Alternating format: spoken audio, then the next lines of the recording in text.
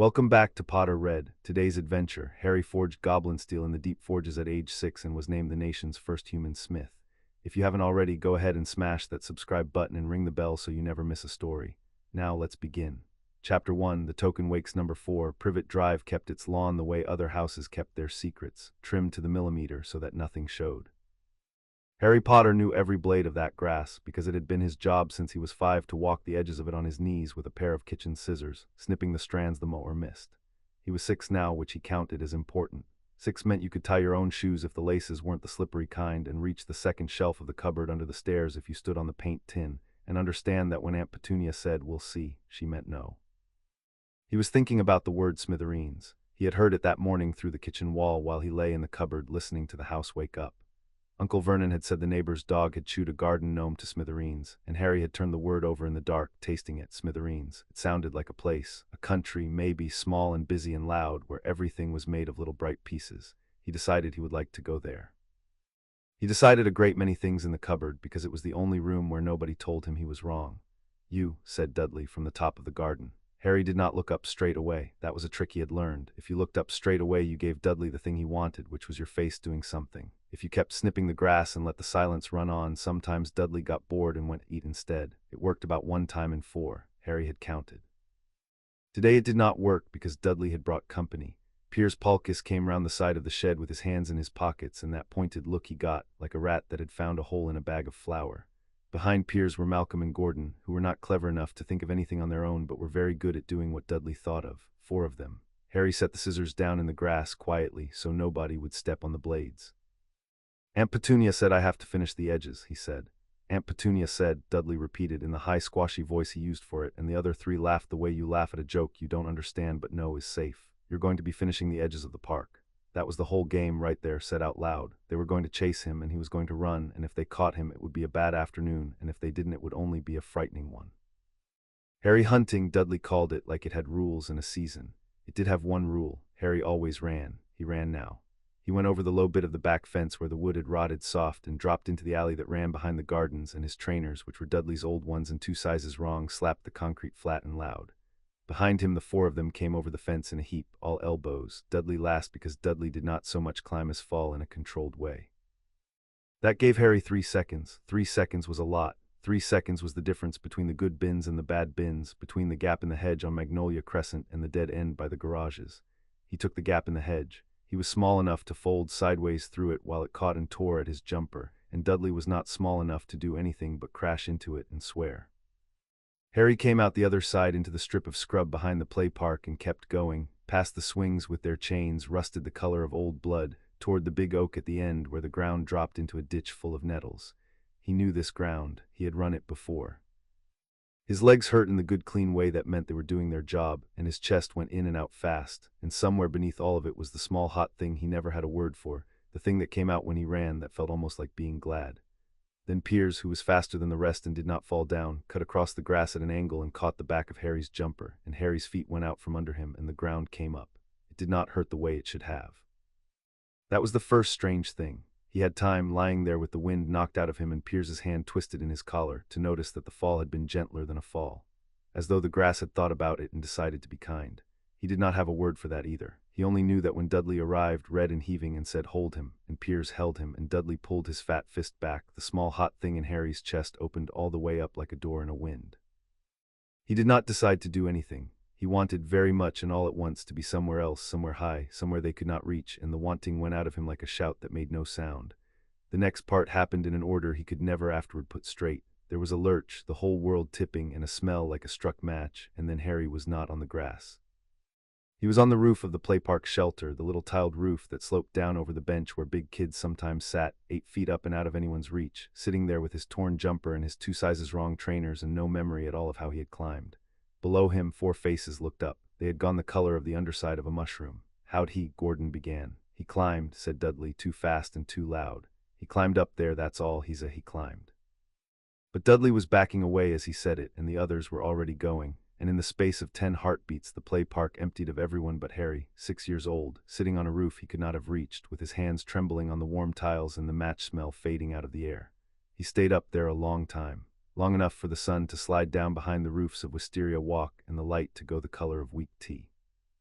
He knew, the way children know the important things before they have the words to hold them, that this was one of the ones he must never tell.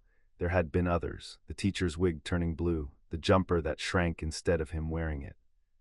Each time Aunt Petunia's face had done the same thing, gone tight and white around the mouth, and each time the punishment had been out of all proportion to the crime, as though the crime were not the thing that had happened but Harry himself, the fact of him, the whole ongoing offense of his being alive in her house. So he learned. He was a good learner. He climbed down when it was dark, careful of the drain pipe, and walked home the long way, and let himself in the back door that was never locked because there was nothing in number 4 worth stealing that a burglar could carry, and he took his punishment for being late without a word, and he was put in the cupboard and the bolt was slid across. He lay in the dark and thought about the roof. He did not think, I have magic. He had never been given that word for it. He thought sometimes when it's very bad, the world helps. He held that idea the way you hold a coin you found in the street, turning it, keeping it secret, deciding it was luck. Then he fell asleep because he was 6 and it had been a long day, and outside the cupboard the house ticked and settled and went quiet, and none of the 4 people awake in Little Winging that night, Vernon snoring, Petunia lying rigid and listening, Dudley dreaming of the roof, Harry gone under into sleep, had the faintest idea that 11 miles away and a very long way down, something had begun to move that no living person had ever seen move. Beneath London the rock is old past reckoning. The underground trains only scratch the top of it. The deepest sewers are a shallow graze on skin that goes down and down through chalk and clay, and the drowned bones of a forest that grew before there was a Thames, until you come at last, if you have the right blood and the right grievances and a lantern that does not mind the dark, to the roots of a hill that has no name on any human map. The wizards call the bank that stands over at Gringotts. The goblins who built it and will hold it long after the last wizard has forgotten how to light a wand, call the whole vast down-reaching hollow the Undermount, and they do not say the word to human ears if they can help it.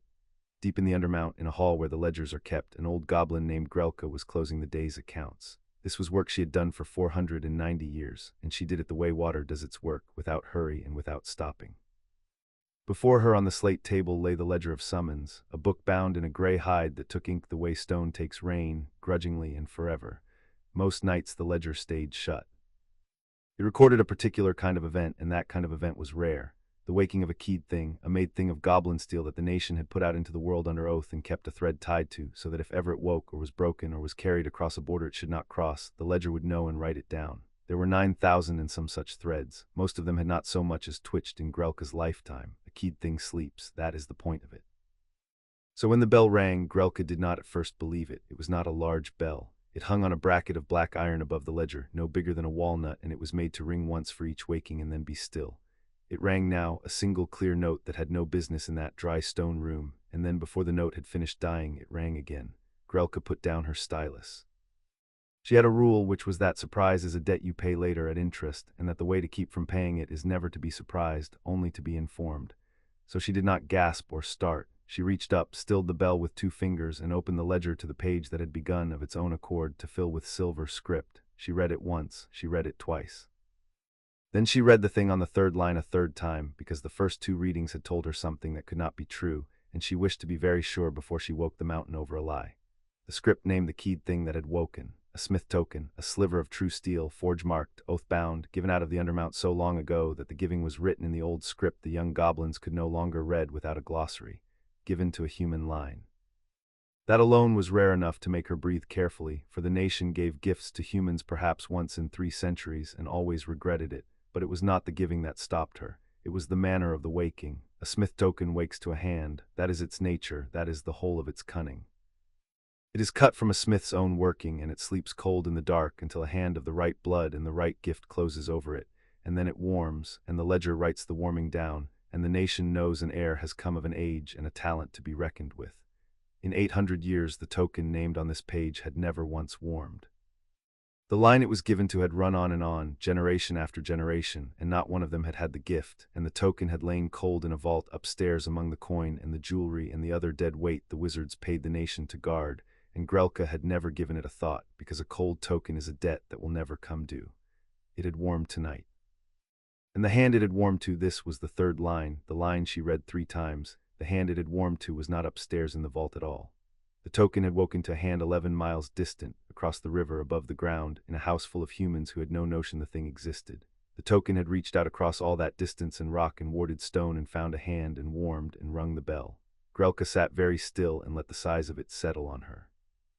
A summons from the wrong direction. That was what the old smiths would have called it in the old script if any of them had ever lived to see one. A keyed thing was supposed to answer a hand. Here was a keyed thing that had called one, reached out and seized on a child 11 miles away and lit itself up like a coal in a bellows draft, and there was a law about that. There was a law about everything, which was the goblins' great strength and their great weariness, but there was a particular law about this, very old, very short, and very hard, and Grelka knew it by heart because knowing laws by heart was the other thing she had done for 490 years. She closed the ledger, latched it, and went to wake the keeper. The Nader forge lies at the bottom of the Undermount the way the heart lies at the bottom of the chest, and Durzen Coldhammer had not left it in 11 years. He was the smith of the Nader, which is not a title the nation gives lightly or often. There had been 41 smiths of the Nader since the forge was first lit, and Durzen was the 41st, and he intended to be the last for a good while yet. He was old even by the measure of goblins, which is a long measure. His hands were scarred to the wrist with the particular white scars that heart iron leaves, that no salve heals, and his eyes had the flat black shine of slag cooled quick. He was standing at the great anvil with a bar of ordinary steel across it, ordinary, for the nation. On the surface it would have been a king's ransom when he felt the token wake. He did not feel it the way Grelka's bell felt it, as a fact to be recorded. He felt it the way you feel someone say your name across a crowded room. The Nader Forge is the oldest fire in the Undermount, and its heat is not only heat. It is memory, banked and living, the sum of every strike ever struck in it, and Durzen had stood in that memory so long that he had half become part of it, and when the token woke, the fire turned all at once, the way a dog's head turns, and Durzen felt it turn, and he set down his hammer, which he did perhaps twice in a year. No, he said to no one, to the fire. The fire did not answer. It only leaned very slightly, the way flame leans toward a draught, toward the far dark corner of the forge hall where the passage ran up and out toward the ledger halls and the vaults, and beyond all of that the world, leaning after something, reaching. Durzen had lit that fire 40 times a day for 11 years, and he had never once seen it reach. He knew what it meant. He had read the old script when he was young and cruel and thought knowing things would make him strong, and he had read the account of the last summons from the wrong direction, which was written 600 years before he was born, and which ended badly for everyone in it. He knew the law that would wake now, all up the length of the mountain, ledger by ledger, council by council, and he knew what the law would require, and he knew, standing there with his cold hammer in his scarred cold hand, that he was going to hate every part of what came next. The passage mouth brightened. A lantern was coming down. It was Grelka, and she came the way she did everything, without hurry, her lantern held low so as not to spoil her night eyes, and behind her, sent for on the way, came a young goblin Durzen knew and did not much like, a quick, clever creature named Scarrow who worked the upper halls translating for the wizards and had a mouth on him that had not yet been closed by any of the things that eventually close such mouths. You felt it, Grelka said. It was not a question. She and Durzen were of an age near enough and had spent a long time not needing to ask each other things. The fire felt it, Durzen said. I felt the fire, a smith token, the Peveril Potter grant, the old one cut in the 200th year of the third undertaking. Grelka said the reference the way another creature might say a prayer, precisely, without warmth. It has slept 800 years and it woke tonight to a hand across the river, a living hand, it called. I know what it did. Durzen's voice was the sound of 2 stones grinding. I felt what it did. You needn't recite it to me like a novice. He looked past her at Scarrow, who was standing at the edge of the firelight with his clever eyes going everywhere, taking in the Nader forge which he had plainly never been permitted to see, and cataloguing it the way his sort catalogued everything for use later. Why is he here? Because, said Grelka, the law is going to need a pair of legs that can go up into the world and fetch, and I am too old to run about London after dark, and you will not leave this room, and every other creature I trust is asleep. He speaks their tongue, he knows their manners such as they are, he can pass. Scarrow bowed a shade too deep so that the depth of it was its own small insolence. Honored elders, he said. Fetch what? Grelka told him.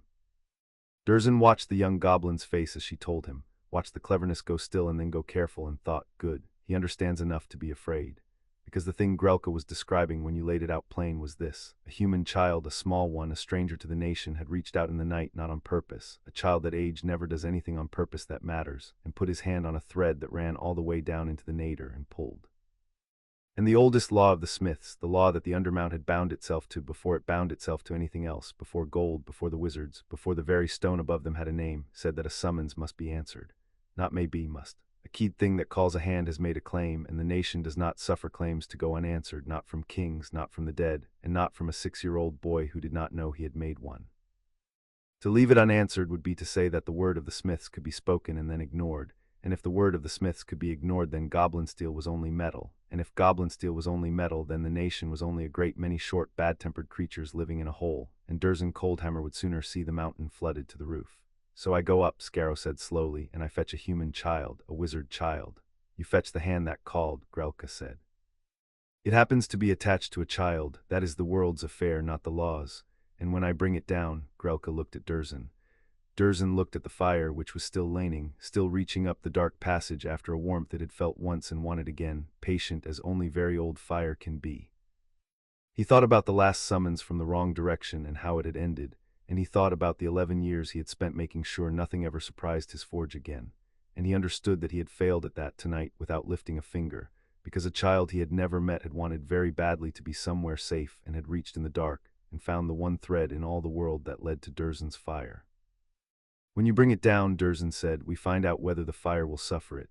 And then, he added, and there was something in the flat black of his eyes that made even Scarrow stop cataloging, we all of us discover exactly how much trouble one small hand can be. Harry woke because the cupboard was full of light, not electric light. The bare bulb over his head was dark, and he had not touched the string. This was a low, steady gold coming in through the slats of the cupboard door, lying in bars across his blanket, and it was moving very slightly, the way firelight moves, and it was warm on his face in the cold, small hours when the house was always coldest. He lay and looked at it and did his rule, which was, before you are frightened, count. He counted the bars of light. There were 7. He counted his own breaths until they slowed. Then he sat up, because a light that is not the bulb and not the morning is a thing you have to look at, and he put his eye to the widest slat. There were people in the hall. That was wrong in about 9 different ways, and Harry sorted through them the way he sorted through everything, quickly and quietly, keeping the biggest for last. It was the middle of the night. Wrong. The chain was still on the front door. He could see it. Wrong. Uncle Vernon would never let anyone stand on his hall carpet in shoes. Wrong. And the people were not the right shape.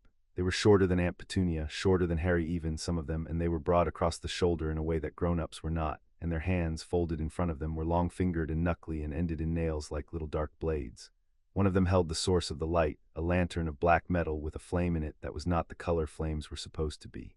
It was closer to the color of a new penny. Harry knew again with that wordless certainty that this was another of the things he must never tell, but it did not feel like the roof. The roof had felt like the world helping. This felt like the world arriving on business with his name on the paperwork. The tallest of the visitors turned its head and looked directly at the cupboard, directly at the slat, directly at Harry's eye, and Harry understood that it had known he was there the whole time. Good, it said. Its voice was low and rough, and it made the words sound like the start of a bargain. You're awake. That saves a discussion I did not want to have with the fat one about waking you. Above them, on the landing, a door opened. Uncle Vernon came out onto the top of the stairs in his striped pajamas with the poker from the sitting-room fireplace held over his head, and he got as far as "Who the devil?" before he saw them properly in the penny-colored light, and the word devil stayed hanging in the air with nothing to follow it, and the poker sank slowly down until its tip rested on the carpet, and Uncle Vernon, who was afraid of nothing in the ordinary world, went a color Harry had never seen on him. A sort of gray that had been white a moment before. Aunt Petunia came out behind him, and she was quicker because she had seen strangeness before and hated it more. Out, she said, in a whisper that was worse than a shout. Out of my house. I don't know what you are and I don't want to. We paid for none of this. We never asked for any of it. Whatever he's done, and here her eyes went to the cupboard, to Harry, and the old tightness came into her face, the white line around the mouth. Whatever he's done, it's nothing to do with us. Take it up with the ones who left him. The ones who left him, said the tall visitor, and now it climbed one stair unhurried so that the light climbed with it and threw the shadows of the banister up the wall in long moving bars, are dead, madam, as you know very well, and the dead keep poor accounts. We are not here about the child's parents. We are not strictly here about the child. We are here about a thing that belongs to us that woke tonight and put out its hand and took hold of him.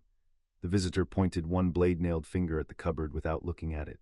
And our law says that when a thing of ours takes hold of a hand, the owner of the thing must answer for the hand, so we have come to answer for it. You will open that door. I will not, said Uncle Vernon, finding a rag of his voice. The visitor with the lantern, smaller, younger somehow in the way it stood, quicker in the eyes, spoke for the first time, and its voice was lighter and had a curl of dry amusement in it that the tall one's did not. Sir, it said, you keep a child in a cupboard. Forgive me, but I don't think the door is the thing you should be defending your character with in front of witnesses who write things down. It tapped the black lantern with one nail, and the penny flame flared, and in its light Harry saw all their faces at once, 5 of them ancient and shrewd, and none of them cruel exactly, but none of them soft, and each one different from the others, as 5 stones on a beach are different. Open it, or we open it. The bolt is on the outside. That is going in the record too. Nobody opened it. So the smaller visitor crossed the hall and reached up and drew back the bolt. Harry heard the familiar scrape of it from the wrong side. The sound that had meant shut in his whole life turned suddenly into the sound of a door being opened for him, and the cupboard door swung wide, and Harry sat blinking in the penny light with his blanket around his shoulders and his knees drawn up, and 6 pairs of very old eyes looked in at him. "There it is," said the tall one quietly. Then to Harry in a voice pitched down and made almost careful, in the way a person speaks to a nervous animal they do not wish to bolt, "Come out, child. Nobody in this hall is going to touch you. That's more than can be said for the last 6 years, I think." Harry did not come out at once. He looked from face to face. He had learned to read grown-ups the way sailors read weather, by small signs, because getting it wrong cost him, and he looked now for the sign that meant a trap, the too wide smile, the false soft voice with the slap behind it. He did not find it. What he found instead, on the tall one's scarred and knuckled face, was something he had almost no experience of and therefore could not name, and it took him a moment to work out that the thing he was looking at was not kindness exactly but respect, that these short, broad, terrible strangers were treating him, 6 years old in a torn jumper, as someone whose choices mattered. "Are you from Smithereens?" Harry asked. There was a silence. The tall visitor's black eyes did something Harry could not. "Say that again," it said. "Smithereens," said Harry. "It's a place where everything's made of bright bits. I thought you look like you make things, your hands." He nodded at them. "You've got making hands." The younger one with the lantern made a sound that might have been a laugh choked off before it could commit to being one. But the tall one crouched down slowly so that its scarred face was level with Harry's, and the penny flame lit the white scars along its wrists, and it looked at Harry for a long moment with an attention Harry had never once received from an adult in that house.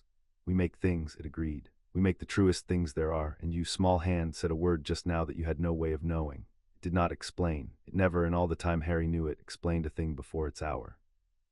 "My name is Dursleys. I have not left my forge in 11 years, and I have come up 11 miles of dark to see you, because a piece of my own work, older than your whole country, woke last night and reached across a river and took hold of your hand while you were falling asleep. Did you feel it last night, a warmth, in your right hand?" Harry looked down at his right hand. He had felt it. He had thought it was the last of the warmth from the roof tiles, held in his palm the way heat holds in a stone. He had held his fist closed on it going to sleep, because it was the only warm thing in the cupboard. He opened his fingers now in the penny light and looked at the empty palm and then up at Dursleys, and he did not lie, because he had learned that lying to grown-ups who already knew the answer only made the punishment worse. "Yes," he said. It felt like holding a coin, a warm one. Something went through the 5 of them at that, a stillness that was its own kind of noise, and up on the stairs Aunt Petunia made a thin sound and put her hand over her mouth. "There," said Dursleys softly to the others, not to Harry. "You all felt the fire lean. Here is what it leaned after." He straightened. When he spoke again his voice had gone formal, and the formality had weight, the weight of something being said for the record. "Harry Potter. Our law has a claim on you tonight, not to keep you, not to harm you, but to answer a question that your own hand asked without your leave. You woke a thing of ours. By the oldest word we have, the waking must be answered. That means you must come down into our house once and stand where the thing was made, and let us see whether it spoke true. If it lied, if you are only an ordinary child who happened to be sleeping at the end of a long thread, then we will bring you back before your aunt has finished being frightened, and none of this will ever have touched you again. But you must come. That is the law, and I will not pretend to you that you have a choice about the law, because you are 6, not 600, and you will find out soon enough that no one has a choice about the law, not even me." "Now see here," began Uncle Vernon, gathering himself, because the word law was one he understood, and the idea of it being wielded by anyone but himself offended him to the root. You can't come into a decent house and take him. There are authorities." "There are," said Grelka. She had not spoken before. She came forward now into the light with a flat gray book held against her chest, and she was the oldest of them, older even than Dursleys by the look of her, and when she spoke the whole hall seemed to lower its voice to listen, the way a room does when the one person who has said nothing all evening finally opens their mouth. "There are authorities, human. I keep the book of them. Your kind has an authority. It sits in London and wears purple and thinks itself the oldest law under the sky, and it is a child of a child of a child compared to the word I carry in this ledger. You paid a fee once, your wife's people, to have this boy's inheritance kept safe in our vaults. You signed. You did not read what you signed, because your sort never do, but among the small print you did not read was a line that says the guardians of the vault may claim the heir for a lawful reckoning upon the waking of a keyed grant." She opened the book to a page and turned it round so that Vernon could see the silver writing crawling across the gray, though he could not have read a word of it. "This is a lawful reckoning. It is written here that it is. You may object. Objecting is also written down. It changes nothing except the record, and the record is the only thing in this world that outlives all of us, so I would object carefully, if I were you, and think about how you would like to be remembered by creatures who remember everything." Uncle Vernon did not object carefully. He did not object at all. He looked at the silver writing and at Grelka's flat ancient eyes, and he stepped back, one heavy step, and in stepping back he gave Harry away as surely as a second signature would have, and everyone in the hall understood that he had, and the understanding cost Harry something he had not known he still had to lose. "Get your shoes," Aunt Petunia said suddenly from the stairs. Her voice was strange. It was the closest thing to gentleness Harry had ever had from her, and it was made entirely of the wish to have him gone. "Get your shoes and your coat, the gray one. It's cold where it'll be cold." She could not finish a sentence about it. She turned and went back into her room and shut the door, and that was the last Harry saw of her that night, a thin figure in a nightdress closing a door on him. Glad, Harry got his shoes. He got the gray coat, which was Dudley's old one, and came down past his knees. He tied his own laces, the ones that were not the slippery kind, and it mattered to him absurdly under everything else that his hands did it without shaking.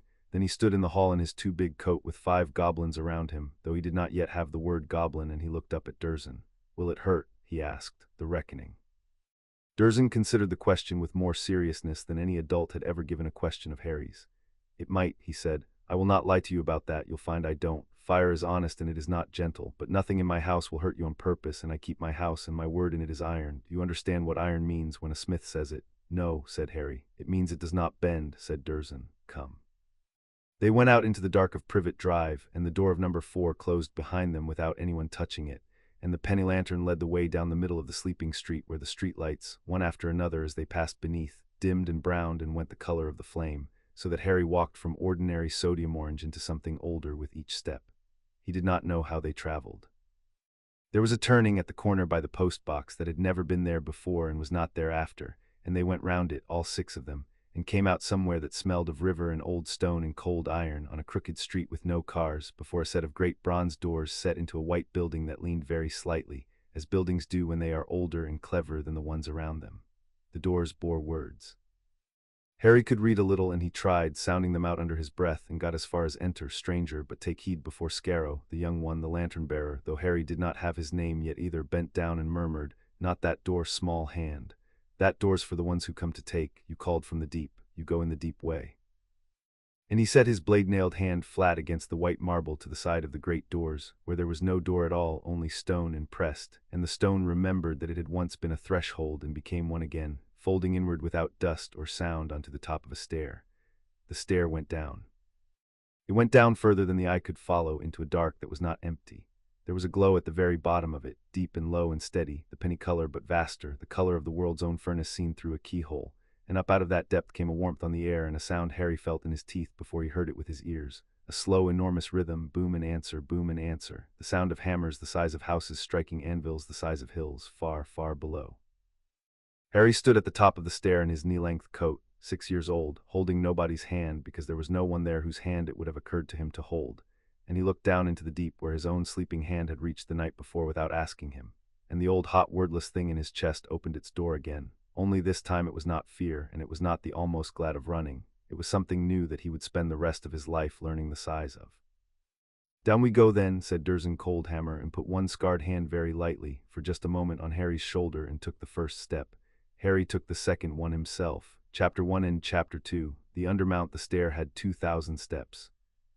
Harry knew because he counted them, which was the thing he did with his hands and his head when the rest of him wanted to sit down on the stone and not get up, and by the time he reached the bottom he had counted 2,011, and he had decided that the extra 11 were for the miles, 1 step to remember each mile of dark he had come down through since the doors closed on Privet Drive.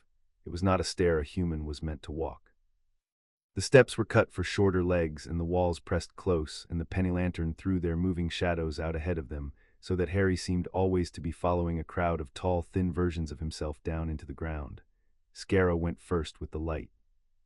Durzen came last and never once hurried Harry, and never once offered to carry him, and Harry understood without being told that the not carrying was a courtesy, that to be carried down these stairs would have made him luggage instead of a guest, and that Durzen had decided he was a guest. Twice Harry's legs gave and he sat hard on the cold step, and both times Durzen stopped and waited, silent, patient as the rock, until Harry got up again on his own. Neither of them said anything about it.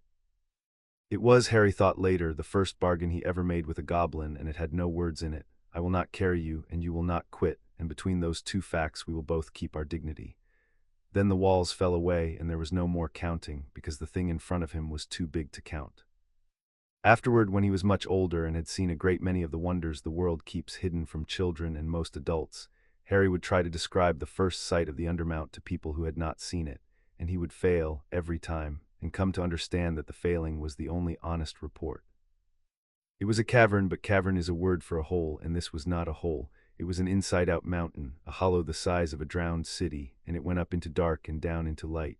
Up, the roof was lost.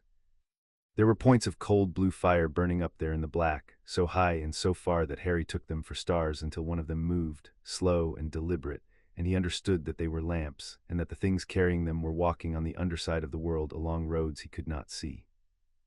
Down and out and away in every direction, the great hollow descended in terraces and galleries and bridges of black stone without rails, tier upon tier, each ledge crowded with doorways and forge-mouths and the small bent shapes of goblins at work, so that the whole vast down-going space glittered and pulsed with 1,000 fires, orange and white and that deep old penny gold. Breathing brighter and dimmer all together in a rhythm that matched the great slow booming Harry had felt in his teeth at the top of the stair. Boom, and every fire flared. Answer, and every fire sank. The Undermount breathed. It had been breathing like that, in and out, fire and dark, for longer than there had been a London overhead to not know about it, and it would go on breathing after, and standing at the lip of it, a 6-year-old boy in a coat down to his knees, felt the exact size of himself against the exact size of the world for the very first time, and did not look away. "Close your mouth, small hand," said Scarrow, not unkindly. "Things fly about down here that you don't want to catch on the tongue." Harry closed his mouth, then he opened it again because he had a question, and questions were stronger in him than obedience. "What's the banging?" "The banging," said Scarrow, "is the deep forges, the nation's fires, every hammer you can hear and 10,000 you can't, that one you feel in your feet, the big slow one under all the others." He waited until Harry nodded. "That's the nadir, the oldest fire, his fire." He tipped his head back toward Dursley without turning round. "Only sounds slow because it's so big, it's like a giant walking. Each step takes an age, but the steps are miles." "Is that where we're going?" "That," said Dursley from behind them, "is where you were always going from the moment your hand got warm. Everything between then and now is only the walking. Come. There are creatures to meet who would rather you did not exist, and it is always best to let such creatures look at you sooner than later, before they have finished deciding what you are in your absence." They went down along a road of black stone wide enough for a cart, though Harry saw no carts, only goblins, hundreds of them, and this was the thing that unmade his last idea of what the night was going to be. He had thought in the small part of him that made plans that there would be a few of the strangers in a room and some questions, and then home. Instead there was a nation. They were everywhere, and they were all different. He had thought in the hall at Privet Drive that they all looked alike, the way you think that about any group you are frightened of. Here, in their own place, in their own light, the sameness fell off them and left only difference.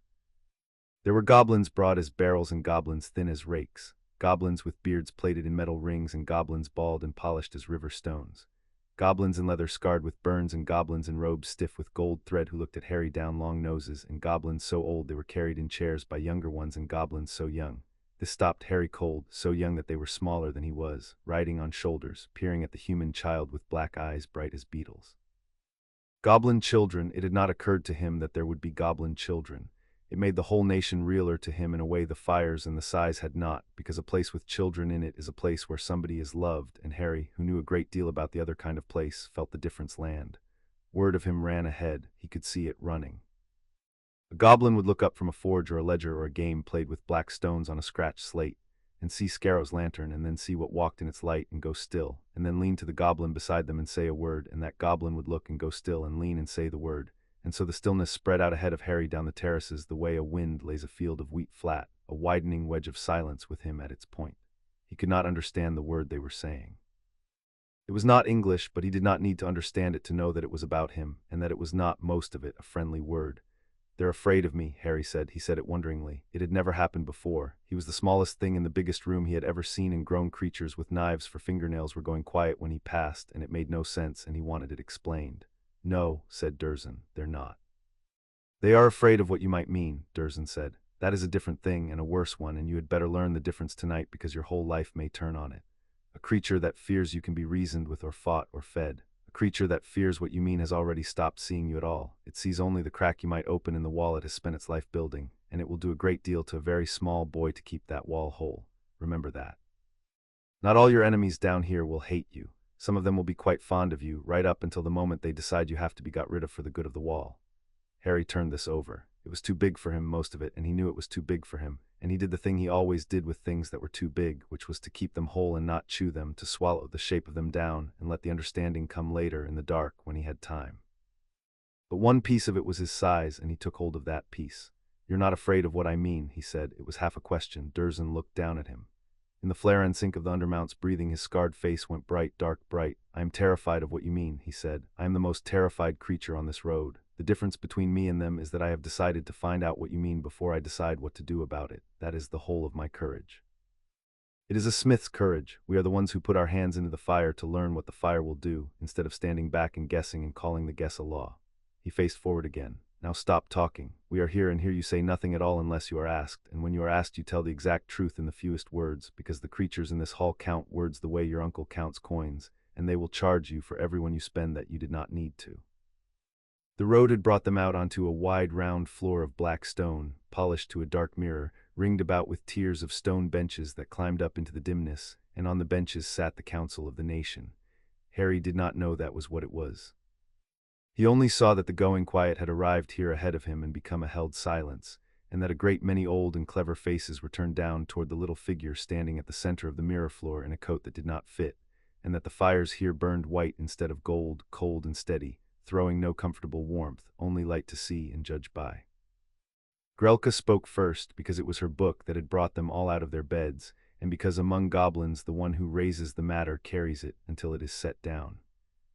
She stood at a lectern of iron and opened the grey ledger, and she read the entry of the waking aloud in the old tongue, and then, for the benefit of the humans present, for Harry, Durzen realized, she was translating it for Harry, which was itself a statement, a small, deliberate courtesy dropped into the record like a coin into a well, to be noticed later by anyone counting. She read it again in English. "On the night now closing," Grelka read, "the smith token of the Peveril Potter grant, cut in the 200th year of the third undertaking, oath-bound and forge-marked, cold these 800 years, did wake. It did not wake to a hand laid upon it. It woke of its own accord and reached across 11 miles of stone and river and ward, and warmed to the hand of a living child of the granted line, one Harry Potter, 6 years of age, who did not touch it, did not seek it, and did not know it existed. The token called, the ledger has written the call. By the statute of the answering hand, a call written cannot be unwritten and must be answered before the nation. This is the answering.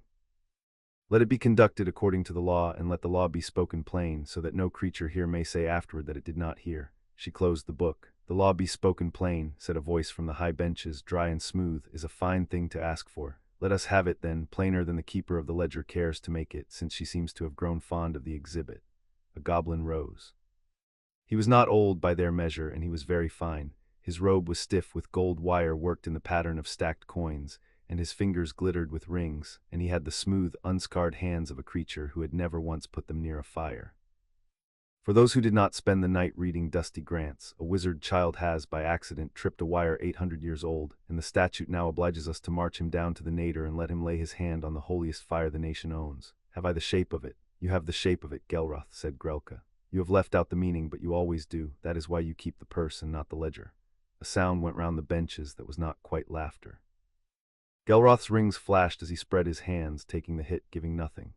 "The meaning," said Gelroth, "is exactly what I fear. Consider what we are being asked to do, and by whom. Not by a king, not by the nation in council, by a thread, by a piece of dead metal that some smith 8 centuries gone chose to tie to a family of wizards for reasons that died with him, and that has now, senile with age, mistaken a sleeping brat for its master. And on the word of that error we are to open the nadir to a human hand. Do I need to remind this council what human hands have done with what they have taken from us? Shall I read the names of the blades? Shall I read the treaties they signed and burned? Shall I count for you, coin by coin and corpse by corpse, the price the nation has paid every single time it decided a particular wizard was different, was worthy, was the exception? He let it sit. He was good, Durzen would give him that. He was very good, and everything he said was true, which was what made him dangerous. I do not fear this child. Look at him. He is a scrap. I fear what we become the moment we teach the world that Goblin-Steel will answer a wizard's hand. That is not a door we can shut again once it is open. It is not even a door. It is the wall coming down. Then keep the statute unanswered, said Durzen. He had not meant to speak yet. But Gelroth had said the nadir twice in that smooth, contemptuous mouth, as though he owned a share in it, and something in Durzen that had been cold for 11 years turned over. The whole council looked at him. The smith of the nadir did not come to council. He had not sat on those benches in a decade. He sent word, when he sent anything, by a hand. That he had come up out of his forge and stood on the mirror floor beside the human child told the council more than any speech, and Gelroth's eyes narrowed as he read it. Keep it unanswered, Gelroth, Durzen said again, quiet, and the quiet carried further than Gelroth's fine, dry voice had because everyone leaned to hear it.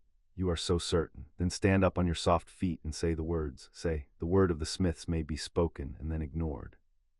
Say it into the ledger with your name on it, and let it be written that in your generation the nation decided that a summons could go unanswered when answering it was inconvenient. Say it, and I will carry that page down to the nadir myself and hold it in the fire, and we will all watch to see whether the fire still burns for us afterward, or whether it has understood what we have become and gone out. He let that sit the way Gelroth had let his sit, and he was not as smooth, but he was a great deal more frightening.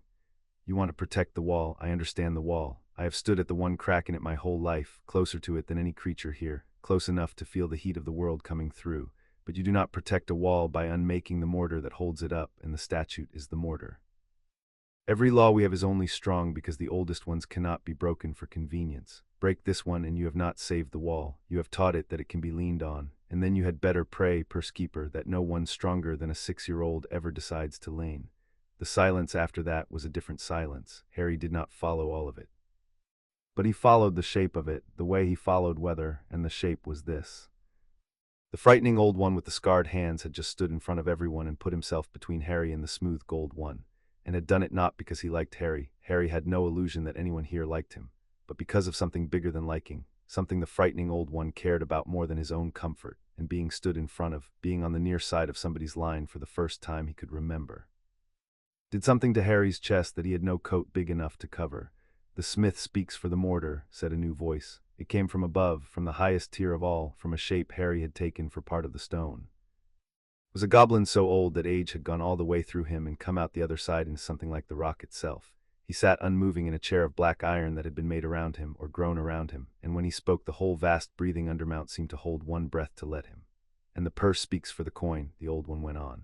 Both of them are right, which is the usual condition of important arguments, and neither of them is the point, which is also usual.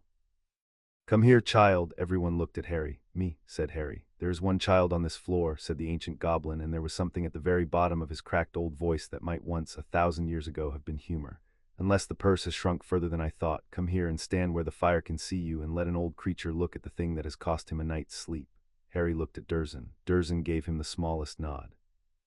So Harry walked out to the very center of the black mirror floor, alone in his coat down to his knees, with the whole nation ranged above him in the cold white light, and he tipped his head back and looked up the tiers to the old one in the iron chair, and he did the thing Durzen had told him to do, which was to say nothing until he was asked, and to tell the exact truth when he was.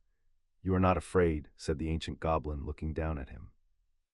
Everyone else on this floor is afraid in one direction or another. You are the only creature here who is not. Why is that? That was a question. So Harry answered it, and he answered it the way he answered everything, straight, because he had learned that fancy answers were for people who had something to hide, and he had never once in his life owned anything worth hiding.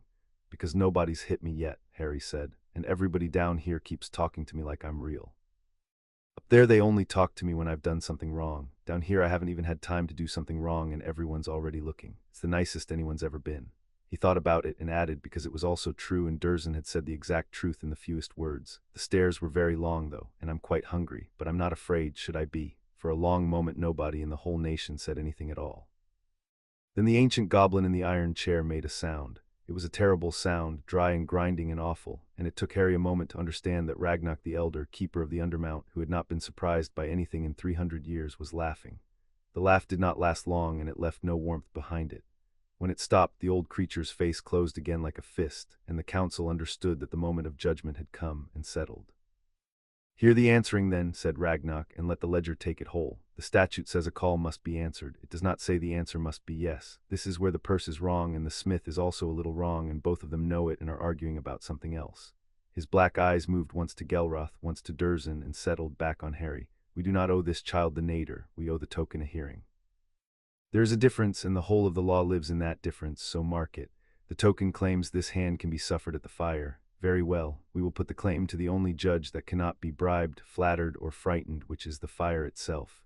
The child will be brought to the nadir. He will be offered the working.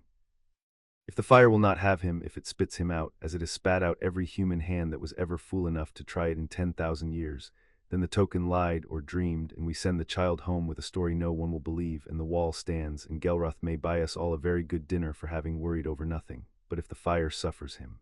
He paused, the pause stretched. If the fire suffers him, then the token did not lie, and we are in a country none of us has walked before, and we will decide what to do about it then in daylight with clear heads and not one moment sooner. That is the answering. Is it lawful, keeper? It is lawful, said Grelka, writing. Is it sufficient, purse? Gelroth was quiet for a moment, and Harry watched him do a thing that grown-ups did, the fast, quiet arithmetic behind the eyes, the totting up of what a fight would cost against what a fight would win.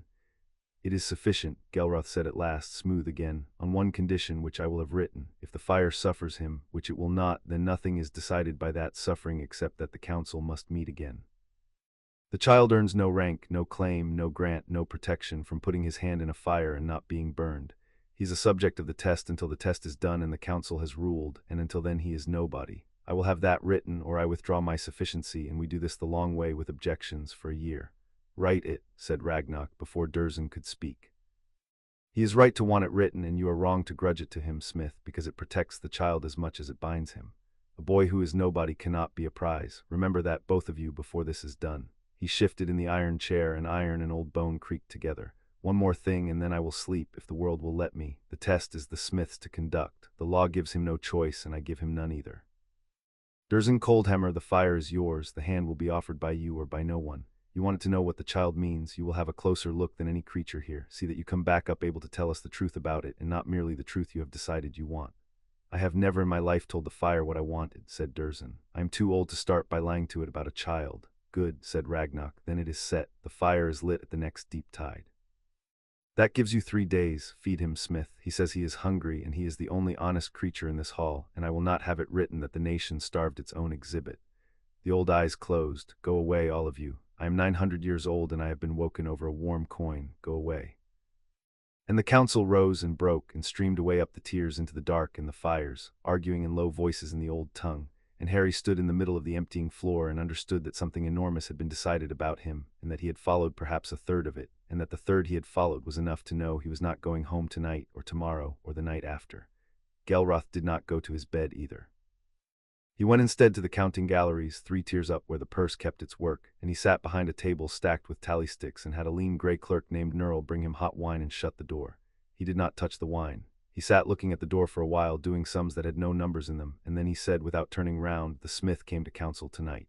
He did, said Nurl, who knew when he was being spoken at rather than to. He has not come to council in 10 years. He came tonight, and he stood on the floor beside a human whelp, and he threatened to burn a page of the ledger in front of the whole nation, and Ragnok laughed at the child and let him. Gelroth turned one ring around his finger, slowly. Tell me what that means, Nurl, in coin. Everything means something in coin if you're patient with it. It means, said Nurl carefully, that if the fire suffers the child, you will lose the argument in the hall. Ragnok has already decided he is amused, and the Smith has already decided he is fascinated, and a council that is amused and fascinated does not vote for caution.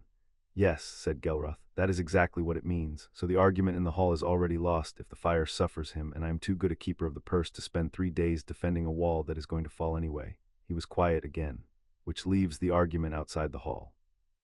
There is a whole world up there, Nurl, that does not want a human Smith any more than I do, and for once their fear and my fear point the same way. If this child lays his hand on the nadir and lives, the danger is not that the nation is disgraced. The danger is that the wizards find out a human can be taught to make the one thing they have never been able to buy, steal, or copy from us. And there are wizards, powerful ones, careful ones, who would pay a very great deal to make certain that if such a thing must exist, it exists in their hand and no one else's, or does not exist at all. He picked up the wine at last and looked into it and did not drink. Find me a thread up into that world, quietly. I am not going to lift a finger against a child. I am merely going to make sure that whatever the fire decides, the price of the fire's decision is one this nation cannot afford to pay, and then the council will choose caution after all, when caution is the only thing left standing. He set the cup down. Go, and Nurl, this conversation is not in any book. There is no book that could hold it, said Nurl, and went out. Durzen did not hand Harry straight to Scarrow. He took him a little way first, down a side gallery where the fires burned low and blue and no one was working, and he stopped at a niche in the rock where a single lamp burned, and he took something out of a fold of his leather and held it in his scarred palm and looked at it a moment before he held it out. It was the coin. Harry knew it at once, though he had never seen it. He knew it the way you know your own name spoken in a crowd. It was a flat sliver of gray metal no bigger than a thumbnail, marked on one face with a stamp too worn to read, and it was warm. He could feel the warmth of it from a foot away, a small, steady heat with no fire under it. This is the thing you woke, Durzen said, the Smith token of your line. It was cut 800 years ago from the working of a smith whose name I could tell you, though it would mean nothing to you, and it was given to a potter who did the nation a service the purse has spent 8 centuries trying to forget. It has been cold since before your country had a flag. You warmed it in your sleep from 11 miles off. He held it out, flat on his palm. Take it. It is yours by the grant, whatever Gelroth writes. It will not hurt you. Nothing that is truly yours ever burns you. That is the first thing you will learn at my fire, if the fire lets me teach you anything at all. Harry took the coin. Fitted into his palm the way the warmth had 3 nights ago in the cupboard, and he closed his fingers on it.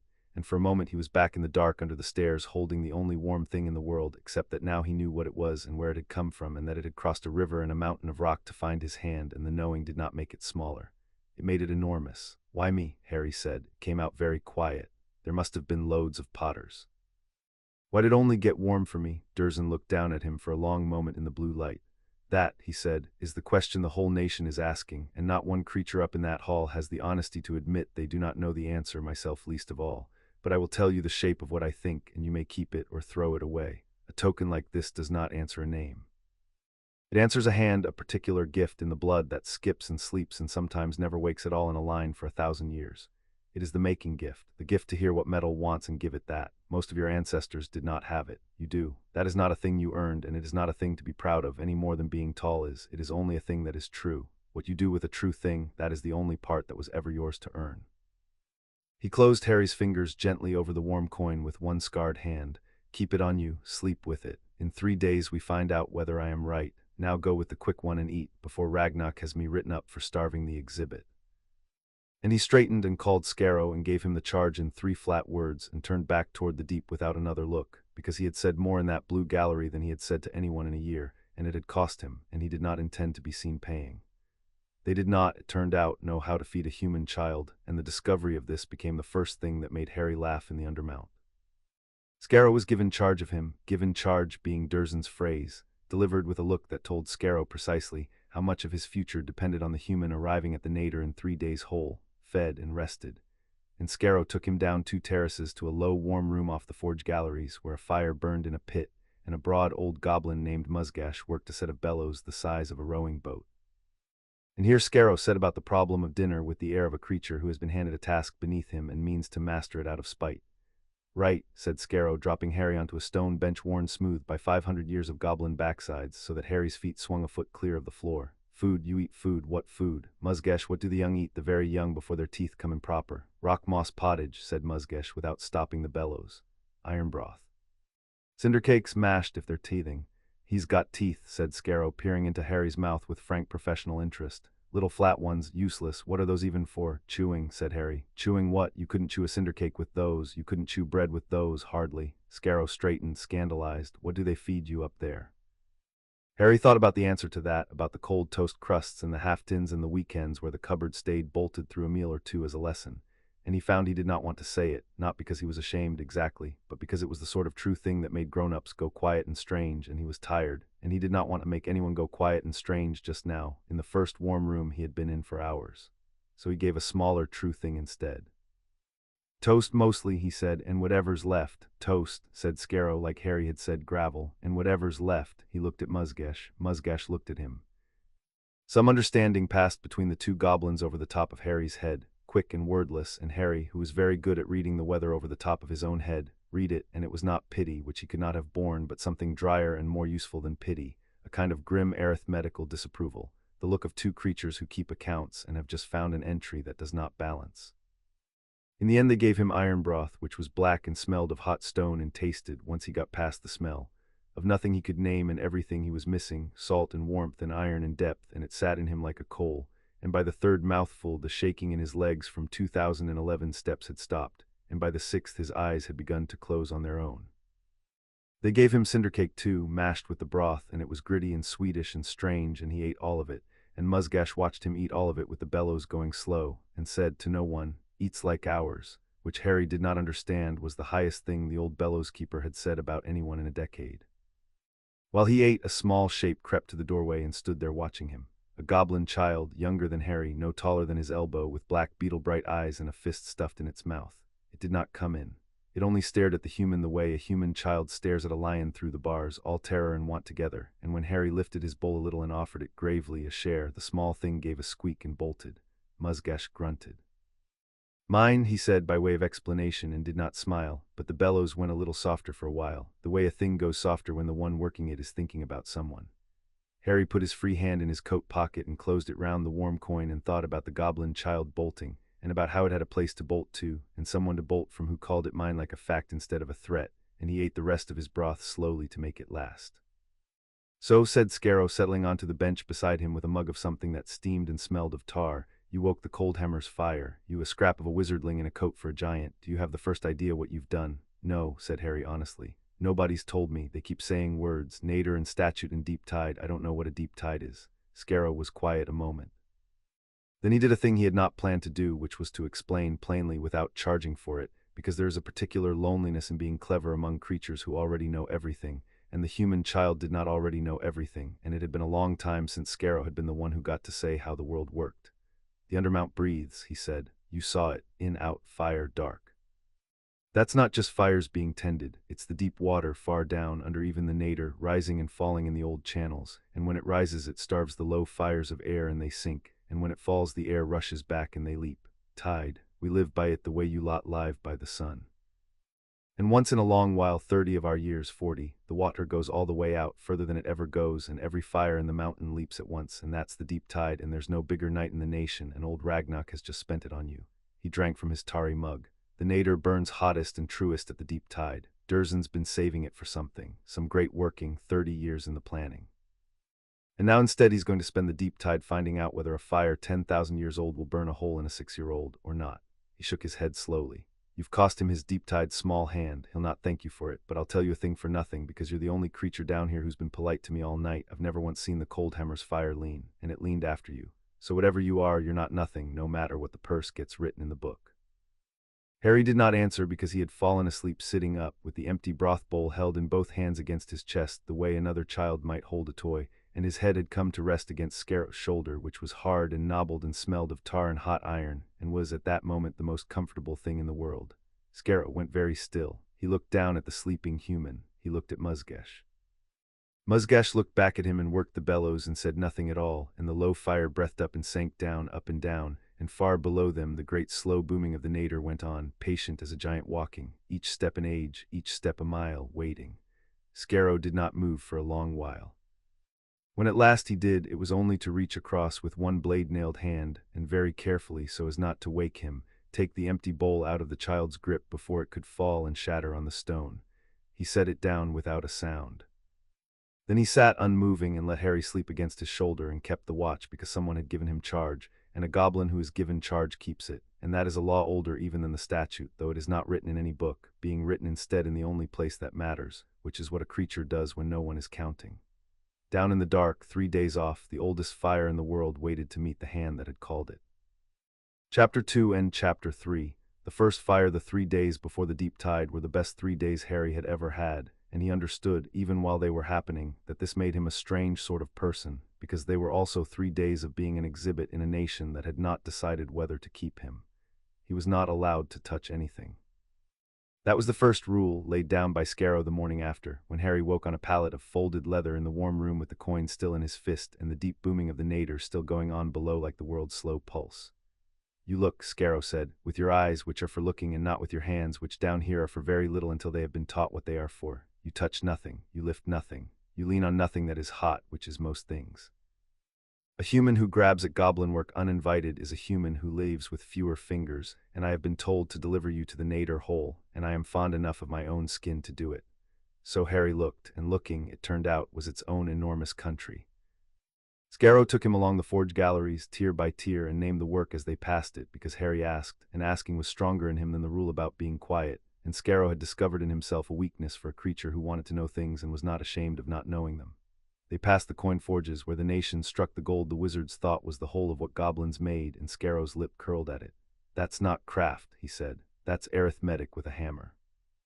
Any fool with a die and an arm can stamp a galleon. They think that's us.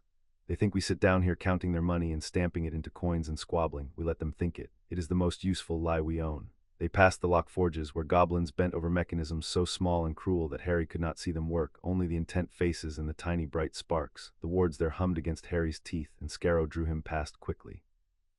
They passed the great work galleries, where a gate 3 stories high was being raised joint by joint, black iron chased with silver runnels that ran, when a goblin breathed a word on them, with a light like slow water. They passed a hall where nothing was being made at all, where old goblins sat before finished blades laid on black velvet and simply looked at them. For hours, the way Harry had once seen a very old man in the park look at a chessboard with no one across it, and when Harry asked what they were doing, Scarrow said quietly, remembering how, and did not explain further, and Harry understood that some of the old knowing was going out of the nation the way a fire goes out ember by ember. And that this was a grief nobody down here would say aloud. He learned the goblins by watching them, and they were not one thing. He learned that the ones in gold thread, Gelroth's sort, the purse, were disliked by the forge goblins with a low, steady contempt that never quite came to blows, that a smith would spit quietly into the slag when a purse goblin passed, and the purse goblin would pretend not to see, and both of them would go on hating each other with the patience of creatures who expect to be doing it for 400 more years. He learned that the smiths themselves ranked one another by the scars on their hands and by nothing else, so that the most honored creature in a gallery might be dressed in the plainest leather, and the youngest fine-robed clerk would step aside for a burned old hand without robe or ring. He learned that they gambled ferociously on everything, on which of 2 sparks would die first, on the fall of black stones, on whether the human would weep at the fire, and that Scarrow had money on him not to, and had told him so cheerfully as a way of making sure he wouldn't. I've a week's wage on your dry eyes, small hand, don't cost me it. And he learned the watchers, there were always 2. Were never the same 2 twice, and they never came close, and they never spoke to him. But by the second day, Harry had learned to find them the way he had learned at Privet Drive to find Dudley's gang in a crowd, by the wrongness in how they stood, the not working among the working, the eyes that came back to him and slid away, purse goblins or hired to it. He mentioned them to Scarrow on the second evening low over the broth, and Scarrow's clever face went still. Where? Scarrow said, by the big gate. And this morning by the remembering hall, one's got a torn ear, the other keeps his hands in his sleeves.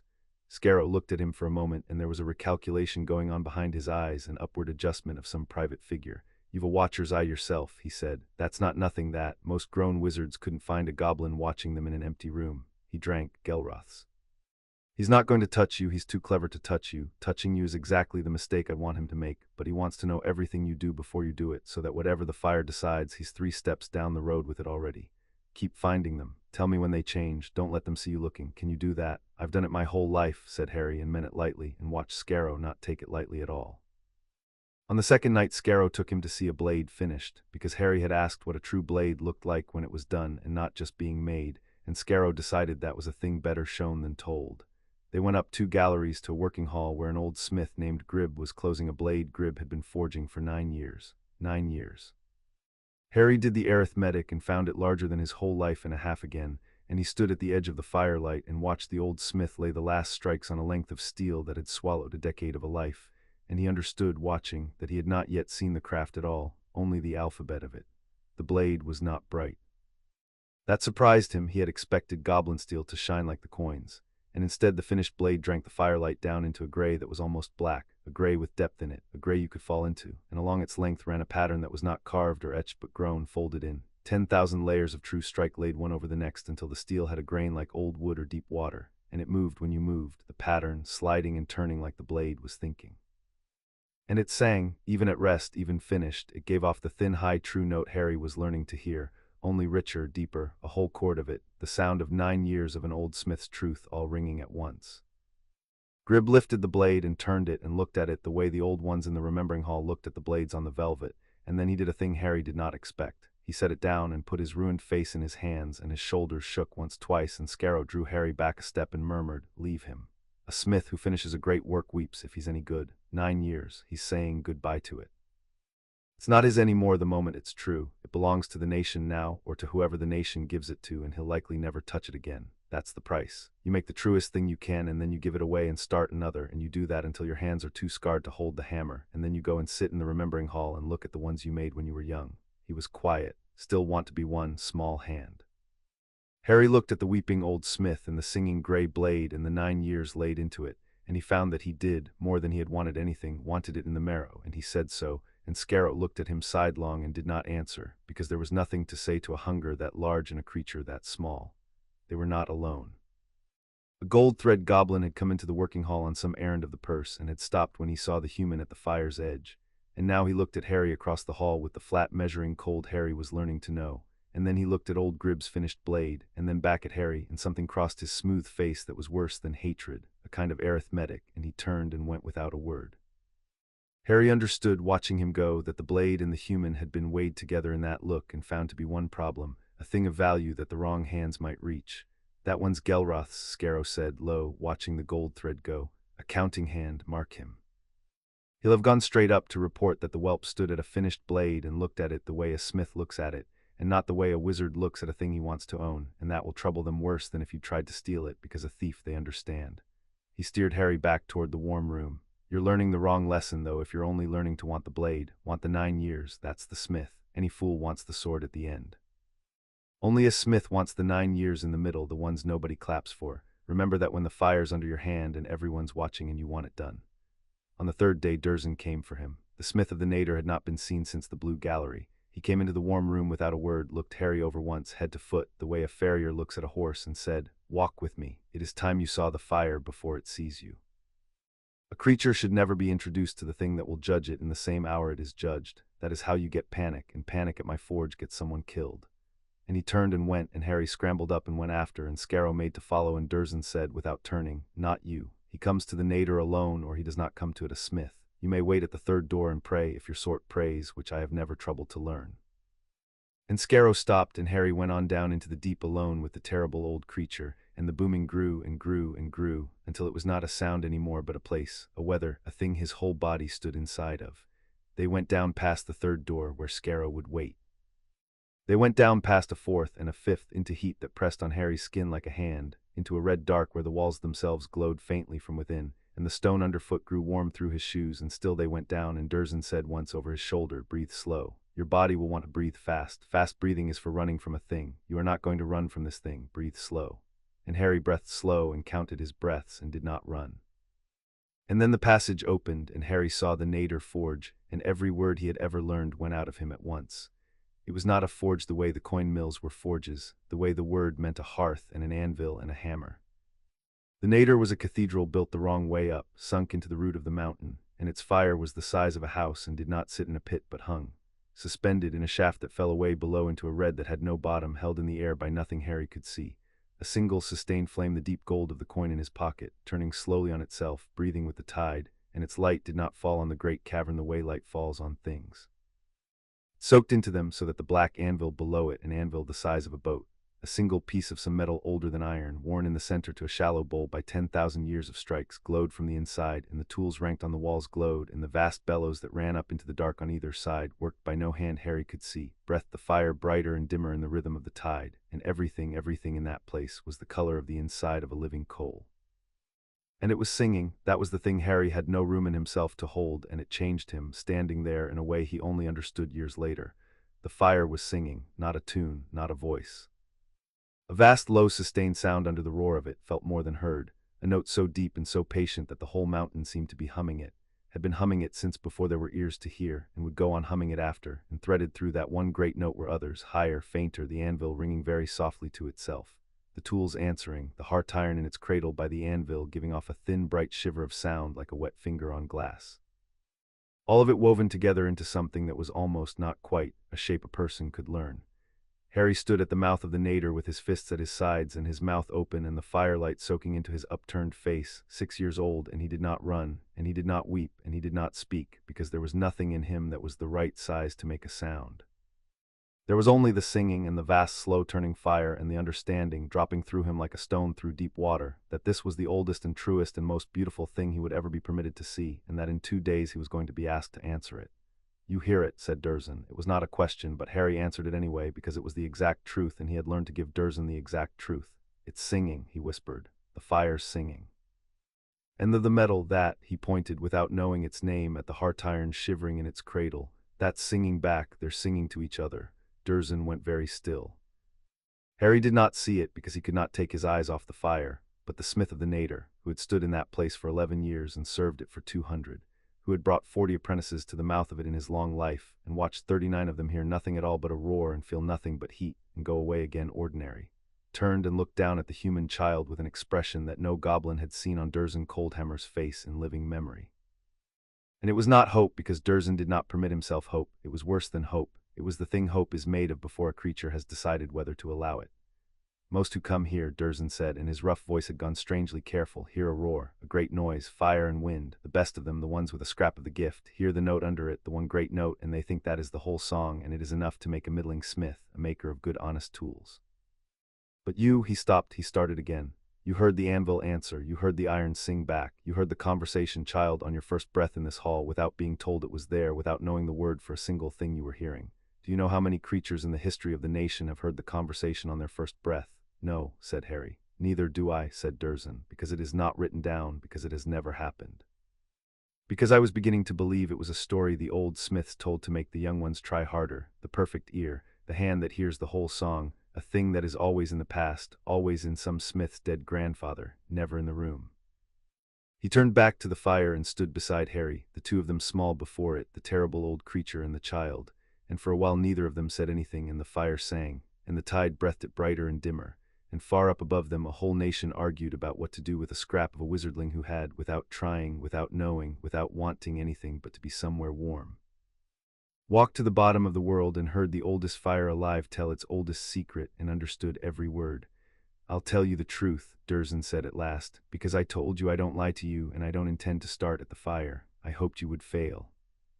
When the token woke, when they sent me up 11 miles of dark to fetch you, I hoped you would come down here and hear a roar like all the others and put your ordinary hand on the iron and be spat out, so that the statute could be answered no, and the wall would stand, and I could go back to my grief and my work and never again feel the fire lean after something I could not give it. He was quiet. That was a coward's hope. I am ashamed of it now, standing here, because you did not fail. You have not even begun, and you have not failed. You have already done the impossible thing, and the hard part hasn't started. And so now I have to hope the other way. Now I have to hope you can do a thing no human has ever done at 6 years old in 2 days, with the whole nation watching and half of it wanting you dead, because if you have heard the song and cannot answer it, that is a crueler fate than never hearing it at all, and I will have been the one who brought you to the fire to learn it. Harry looked up at him. The firelight was on both their faces, the scarred old one and the small unscarred one, gold and moving. Then teach me to answer it, said Harry. Durzen looked down at him for a long moment. That, he said, is the first sensible thing anyone has said to me in 11 years.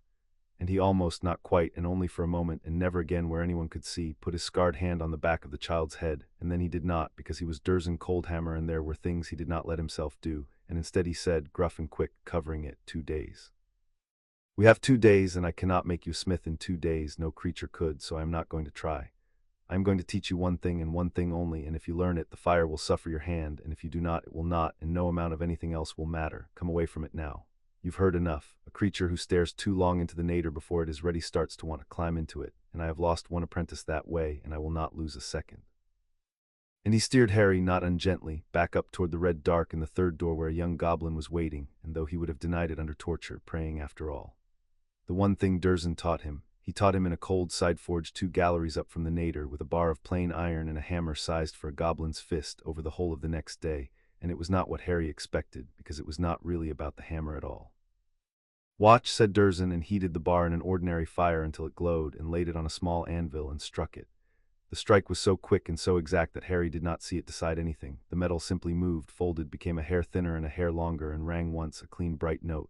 Now, what did I do? You hit it, said Harry. A human answer, correct and useless. Durzen struck again, clean note. A human looks at a smith and sees a creature forcing metal to be what the creature wants. Hitting, bending, beating a thing that does not want to move until it moves. That is how your kind makes everything you make, and it is why everything your kind makes is dead the moment it leaves the fire, good honest dead metal, a spoon, a sword, a gate, and it will never be anything more than the shape you beat into it. He set the hammer down. That is not what I did. Listen to me now, because this is the whole of it, and everything else in the craft is only this, said slower. I did not tell the iron what to be. I asked it what it already was, and then I struck exactly where it wanted to be struck, so that it could become the thing it already wanted to become. The iron wants to move. Hot iron is a creature straining to be a truer shape. All it needs is a hand that will tell it the truth about where that shape is and get out of its way. I do not make the metal. I free it. Goblin-Steel is not iron that has been beaten harder than your kind can beat. It is iron that has been told the truth, struck only and always exactly true, 10,000 times, until every particle of the lie has been let out of it and there is nothing left but what it always wanted to be, and a thing that is nothing but true does not rust, and does not break, and does not forget, and drinks poison, and answers its maker's blood, because there is nothing false left in it for the world to get a grip on. Harry looked at the bar, cooling now, dulling from gold to gray. "How do you know where it wants to be hit?" he asked. "You listen," said Durzen. "It tells you, it sings, and the song is a map, and every place the song is thin is a place where the lie is, a place the iron wants opened, and you strike there and only there. Strike where it wants, and it rings true and thanks you. Strike where you want, where it is convenient, where you are impatient, strike a lie into it, and it rings false and closes and hardens against you, and every false strike after has to first undo the last, and you can beat a bar all day with a lying hand and produce nothing but a bar that hates you." He looked at Harry. "You already hear the song, that is the gift, and you did nothing to earn it, but hearing is not enough. A creature can hear the truth perfectly and strike a lie anyway, out of fear, out of hurry, out of wanting the thing done.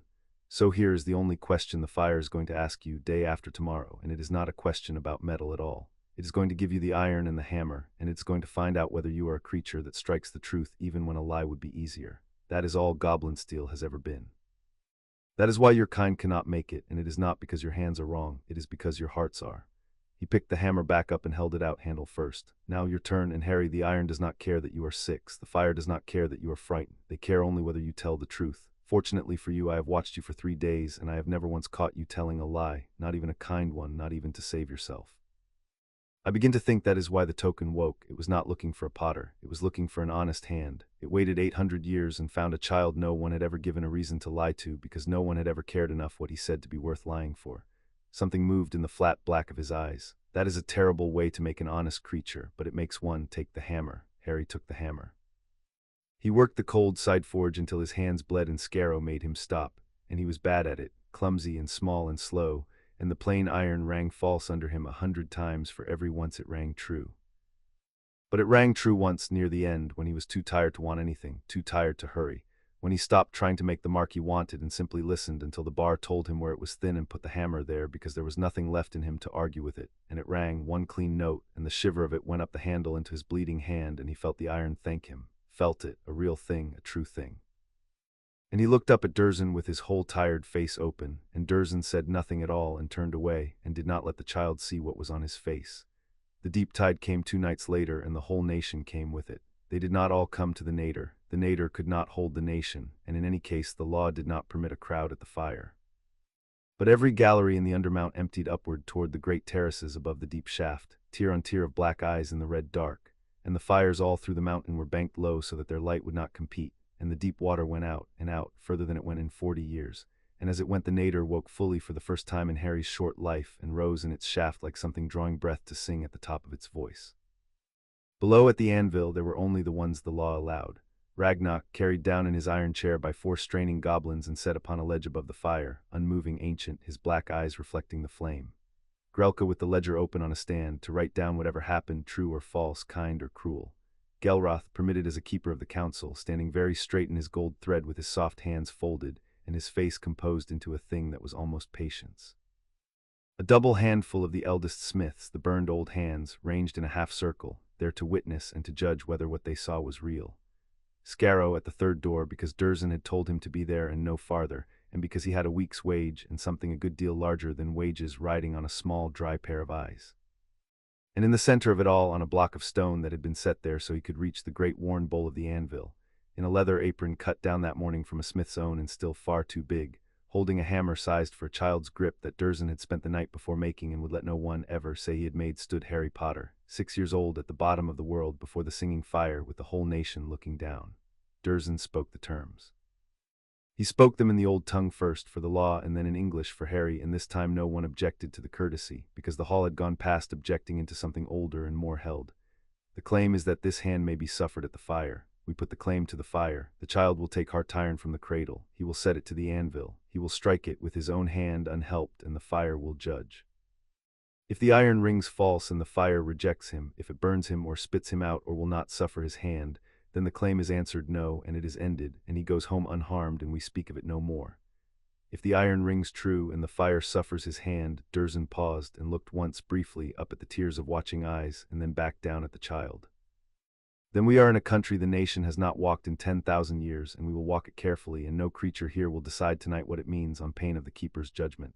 Grelka, is it lawful? It is lawful, said Grelka. then let the hand answer. Dursley crouched so that his scarred face was level with Harry's and dropped his voice so low that only the child and perhaps the fire could hear it. Everything I told you, the iron wants to move, you do not force it.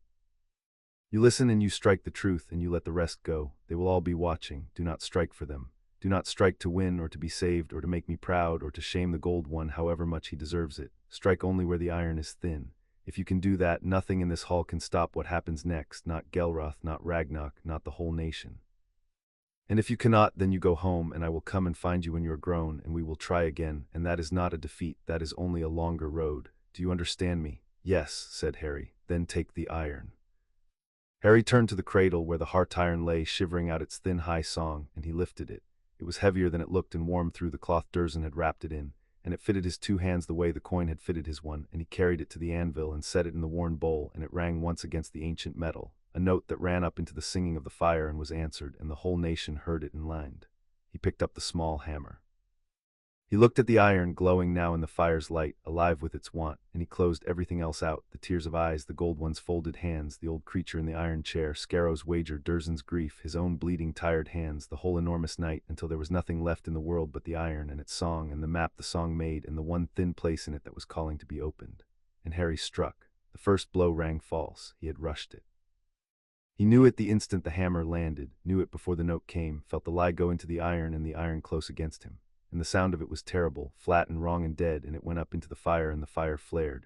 And above him the whole nation made a sound, a low collective release of breath that was half disappointment and half something uglier and more satisfied. The sound of a wall being reassured, and up on his ledge Gelroth's composed face allowed itself, for one heart. The beginning of a smile. Harry's hands were shaking. The heart iron was hot now with a heat that had turned against him, and a blister was rising on the pad of his thumb where the hammer had bucked. And his eyes were stinging with the smoke and with the other thing, the thing he had not let out in 3 days, the thing Scarrow had a week's wage against, and the tears of eyes were pressing down on him, and every part of him that had ever been small and hunted and wrong wanted to strike again, fast, hard, to hit the thing until it did what he wanted. Because that was what the whole world had always done to him, and it was the only language he had ever been taught by force. He did not strike again. He stopped. He stood on his block of stone before the oldest fire alive with the whole nation waiting for him to fail. And he made himself do the hardest thing he had ever done, which was to be still, and to listen past the roar in the eyes and the stinging and the risen blister and the flat, dead wrongness of his own last lie, until he could hear the iron again under all of it, hear where it was still thin, still wanting, still, even now, even after he had lied to it, willing to be told the truth. And he found the thin place. It had moved. His false blow had driven it aside, the way Dursley said it would, and he had to undo the lie before he could strike true, and he understood that, standing there, understood it in his hands and not his head. And he set the hammer very lightly to the place where his lie had hardened the metal, and he tapped it once softly in apology, and the iron loosened, and the thin place came back, singing, and Harry breathed slow the way Dursley had taught him at the top of the deep, and he struck the truth. The note that came was not like any of the others. It was not the flat, dead sound of the lie, and it was not the merely clean ring of the plain iron in the cold side forge. It was the heart iron ringing true in the nadir at the top of the deep tide. And the fire took the note and lifted it, and the anvil answered it, and the tools on the walls answered it, and the great sustained song of the oldest fire alive shifted all at once, the way a vast choir shifts when one true voice joins it, opened and made room and folded around the small new note and held it, and the fire, which had flared hostile at the lie, now bent, leaned. The way it had leaned after the token in the deep of the night, only now it leaned down, around the anvil, around the iron, around the small hands that had told it the truth, and it did not burn them. It suffered his hand. The heart iron in the bowl of the anvil bore, where Harry had struck true, a single clean mark, bright and deep and right, the first mark a human hand had ever set in true heart iron in the whole 10,000 years of the fire, and it sang, and the fire sang with it, and Harry stood in the middle of the two of them, singing with his blistered hands and his stinging dry eyes, and looked up, and the whole nation was on its feet in the tears, silent, every one of them, gold thread and burned leather alike. Staring down into the shaft at the impossible thing the fire had just done, and no creature in that hall made a sound, because there was no sound in any of their tongues that was the right size for it. Then Ragnarok the elder rose from his iron chair, rose when he had not risen in 100 years, when 4 goblins had strained to carry him down, and stood on his ledge above the fire, small and ancient and terrible against the flame, and looked down at the child and the mark in the leaning fire, and spoke into the enormous silence, and his cracked old voice carried to the highest tier. "The fire has answered," said Ragnarok. "It is not for us to argue with it now." He turned his black eyes on the tears, on the whole watching nation, and there was iron in the old voice and warning. Look well, all of you, and remember that you saw it, and remember that you saw it true, because before this deep tide is out, there will be 100 lies told about what happened at the Nadir tonight, upward into the world and downward into your own hearts, and the ledger and I will hold every one of you to what your own eyes have seen. A human hand has set a true mark in heart iron. The fire has suffered it, that is the fact. What it means, and here the old creature's gaze came back and rested for a long moment on Harry, small and swaying with tiredness on his block of stone. What it means we will now have to decide, and the deciding is going to be the hardest thing this nation has done in 1,000 years, and it starts tonight. And it starts because a child no one wanted told the truth to a fire when a lie would have sent him safely home. He lowered himself slowly, terribly, back into the iron chair. Take him up, feed him, guard him, Grelka right at hole. And someone, he added, and the old voice was suddenly very tired, someone find out which of the creatures in this hall has already left to sell the story, because I promise you one of them has, and by morning the wizards will know, and then the real fire starts. Up at the third door, Scarrow found that he was gripping the stone frame hard enough to blade, and that his week's wage was safe because the human's eyes, though they had stung and shone and brimmed the whole time, had never once let a single tear fall, and that he did not care in the slightest about the wager, and had not for 2 days, and that this, more than anything the fire had done, was the thing that frightened him. In Harry's apron pocket, against his hip, all through it, the smith token of his line had been warm, and now, as they lifted him down from the block and his knees finally gave and Durzen caught him without a word and carried him at last, the exhibit become something else, up out of the red dark toward the waiting nation. It was warmer still. Chapter 3 and Chapter 4. The nation divides. Ragnarok gave the nation 1 day to be astonished, and then he called the council, because astonishment left too long and a goblin sours into something with a knife in it, and he had governed the Undermount for 3 centuries by the simple method of never letting a feeling ripen past the point where it could still be argued with. The council hall was full this time, full to the highest tier, and it was not the cold, orderly gathering that had heard the statute read. Word had run through the mountain for a day and a night, and every creature in it had an opinion, and the opinions had already begun to organize themselves the way opinions do, into shapes with names, into sides. Harry was not there. Ragnarok had forbidden it. We are going to say true things about him that no child should have to hear said to his face by creatures who mean them, the old goblin had said, and false things that are worse, and he has done his part. He set the mark. Now the nation must do the ugly work of deciding what the mark costs, and he will not watch us do it. So Harry was 2 galleries down with Scarrow, and the council did its ugly work without him. Grelka opened it by reading again exactly what had happened, in the fewest and flattest words the language owned, because she had learned across 5 centuries that the surest way to keep a hall from lying to itself was to make it start from the truth spoken plainly. A human hand set a true mark in heart iron. The fire suffered it. Both things are witnessed by every creature on the low tiers and written whole in the ledger. Nothing else is yet fact. Everything else this hall is about to say is opinion, and I will write it as opinion, and I will write each name beside its own. She closed the book. Now quarrel. They quarreled. The first to rise was old Bracca, eldest of the burned hands after Durzen himself, a smith so ancient that his scars had scars, and he did not speak from fear of the child, and he said so, and this made him harder to answer than Gelroth, because Bracca was honest. I have no quarrel with the whelp, Bracca said. I stood on the low tier. I heard the iron ring true. I have waited my whole life to hear a hand that could make the fire lean, and I heard it 2 nights ago, and it near broke my old heart that it was not one of ours. That is my grief, and I will keep it. But grief is not the question. The question is what walks out of this mountain if we let it. Consider. He held up one ruined hand. For 10,000 years the whole safety of the nation has stood on one fact, and one fact only, that Goblin-Steel answers no hand but ours, not the strongest wizard, not the richest king. They can take our gold and have, they can break our treaties and have 40 times over. They can drive us into the deep and hunt us in the galleries and hang our smiths from their bridges, and every one of those things they have done, in the years the young ones here have forgotten and I have not. But the one thing they could never do in all of it was make what we make. That is why we are still here, not our gold, not our walls, our craft that only we can work so that whatever they take from us they can never take the thing that makes us worth robbing. And now a human child has set a true mark in heart iron. He lowered the hand. I am not afraid of the child, I am afraid of the second human, and the 10th. And the wizard who stands behind them with a wand at their back saying make or I burn your family, and now the craft can be worked by a human hand, so the wizard need only find the hand and break it to his will, and the one wall that has kept us a nation and not a slave shop for 11,000 years is gone. That is the danger. It is not the whelp, it is what the whelp proves is possible. He sat. It was a strong speech and honest, and the danger faction had its shape now and a name to it, and half the burned hands were nodding, because Bracca had said aloud the thing that had been sitting in every smith's chest since the fire leaned. Gelroth rose next and was clever enough not to repeat Bracca, only to lean on him. The smith of the purse thanks the smith of the anvil for saying the practical thing so well that I need not, he said, and adds only the thing he is too honest to say, which is that it is also an insult. We are asked to be moved because the fire suffered a human hand. I am not moved, I am offended. The nadir is not a curiosity to be handed round to whatever stray the token drags in off the surface. It is the holiest thing the nation owns, and 2 nights ago we put a wizard child on a block of stone in front of it and let him bleed on the anvil, and the whole nation stood up and gasped like, his lip curled like humans at a fair. I ask this hall to remember what it is. We do not adopt strays, we do not make exceptions. Every exception the nation has ever made, it has made because some creature stood in this hall and said, but this one is different, this one is worthy. And every single time, without one exception in 11,000 years, the exception has ended with goblins in the ground. I will not be moved by a well-made mark. A snake can be beautiful. It is still a snake, and it is still in the nursery, and the fact that it is a small snake and does not yet know it is a snake is not a reason to keep it. It is the only reason we still can be rid of it cleanly. That drew a sound from the tears, and not a small one. The insult faction had its shape too now, and its shape was uglier than the danger factions, and older, and it had a great deal of the nation's long grief behind it, and Gelroth knew exactly how to stand in front of that grief and let it push.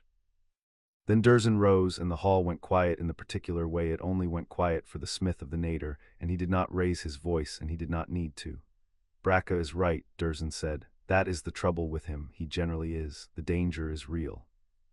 I will not stand here and tell this hall that a human who can work the craft is not a danger, because I felt the fire lean after that child in the deep of the night, and I know better than any creature alive what it means, and it frightens me more than it frightens Braca, because Braca only heard the iron ring, and I have spent 3 days with the hand that rang it. He let that sit. So hear me, because I am about to disappoint everyone in this hall who thinks they know which side I am on. I am not asking you to keep the child because he is charming, or because the fire loves him, or because it would be a pretty thing to have a human smith. Those are purse reasons, sentiment dressed as policy, and Gelroth is right to sneer at them, and I sneer at them too. I am asking you to keep him because of exactly the danger Braca named, and not in spite of it. He turned slowly and looked up the tears, and the fire scars on his hands caught the light. Braca fears the second human.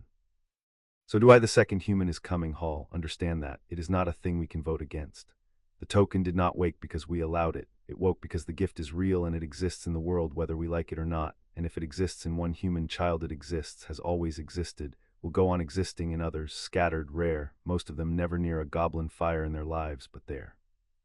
For 10,000 years we kept our secret by believing no human could ever work the craft. That belief is now a lie. It died 2 nights ago on the anvil in front of witnesses in the ledger. And here's the only choice this hall actually has, stripped of comfort. The gift is loose in the human world. It will surface again. When it does, and it will, whether in 10 years or 100, that human will be found by someone.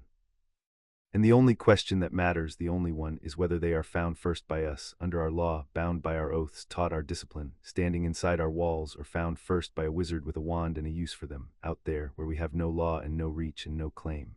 Braca fears a human smith broke into a wizard's will. So do I. So the answer is not to have no human smith.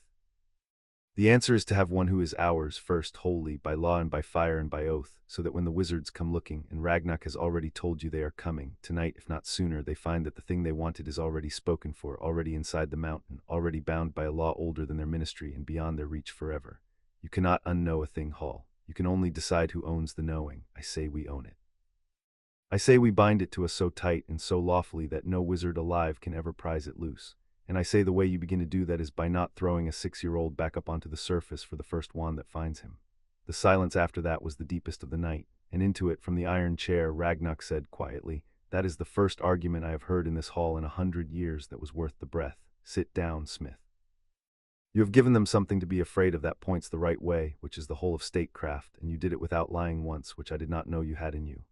His black eyes moved across the tears. "We will not decide tonight. I said we would not, and we will not. But I will tell you the direction my mind is going, so that you may all spend the night getting used to it, because a nation that is surprised by its keeper twice in 1 week is a nation with a weak keeper, and I am not weak yet." He shifted and the iron creaked. "The child does not go back up. Not to be named, that is a separate and larger question, and the purse will have every jot of law it is owed before we come to it. But he does not go back up unbound, to be found by a wand and hand the wizards the very thing Braca fears. Whatever else we decide it with the hand inside the mountain and under the law. Grelka, right that I have said it.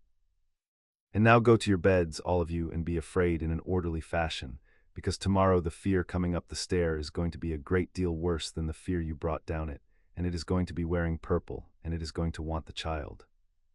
The council did not empty all at once, and when it had nearly emptied, Grelka closed the ledger and did not rise, and Dursleys, who had also not risen, looked across the tiers at her, and the two oldest lawkeepers in the nation sat a while in the cooling hall with the fires banked low, and did not pretend to each other that the day had gone the way either of them wanted. "You should not have made them afraid of the second human," Grelka said at last. "It was true, and it was clever, and it will work, and it was still a mistake. You have given the whole nation a reason to keep the child that has nothing to do with the child. When creatures keep a thing out of fear, they resent it, and they will resent him, and one day the fear will change its mind about which way it points, and then the same argument you used to save him will be used to be rid of him, and you may not be there to answer it." "I know," said Dursleys. "I heard myself do it. I did it anyway because Gelroth was going to have him thrown up the stair to the first one tonight, and a child kept out of fear is at least a child kept.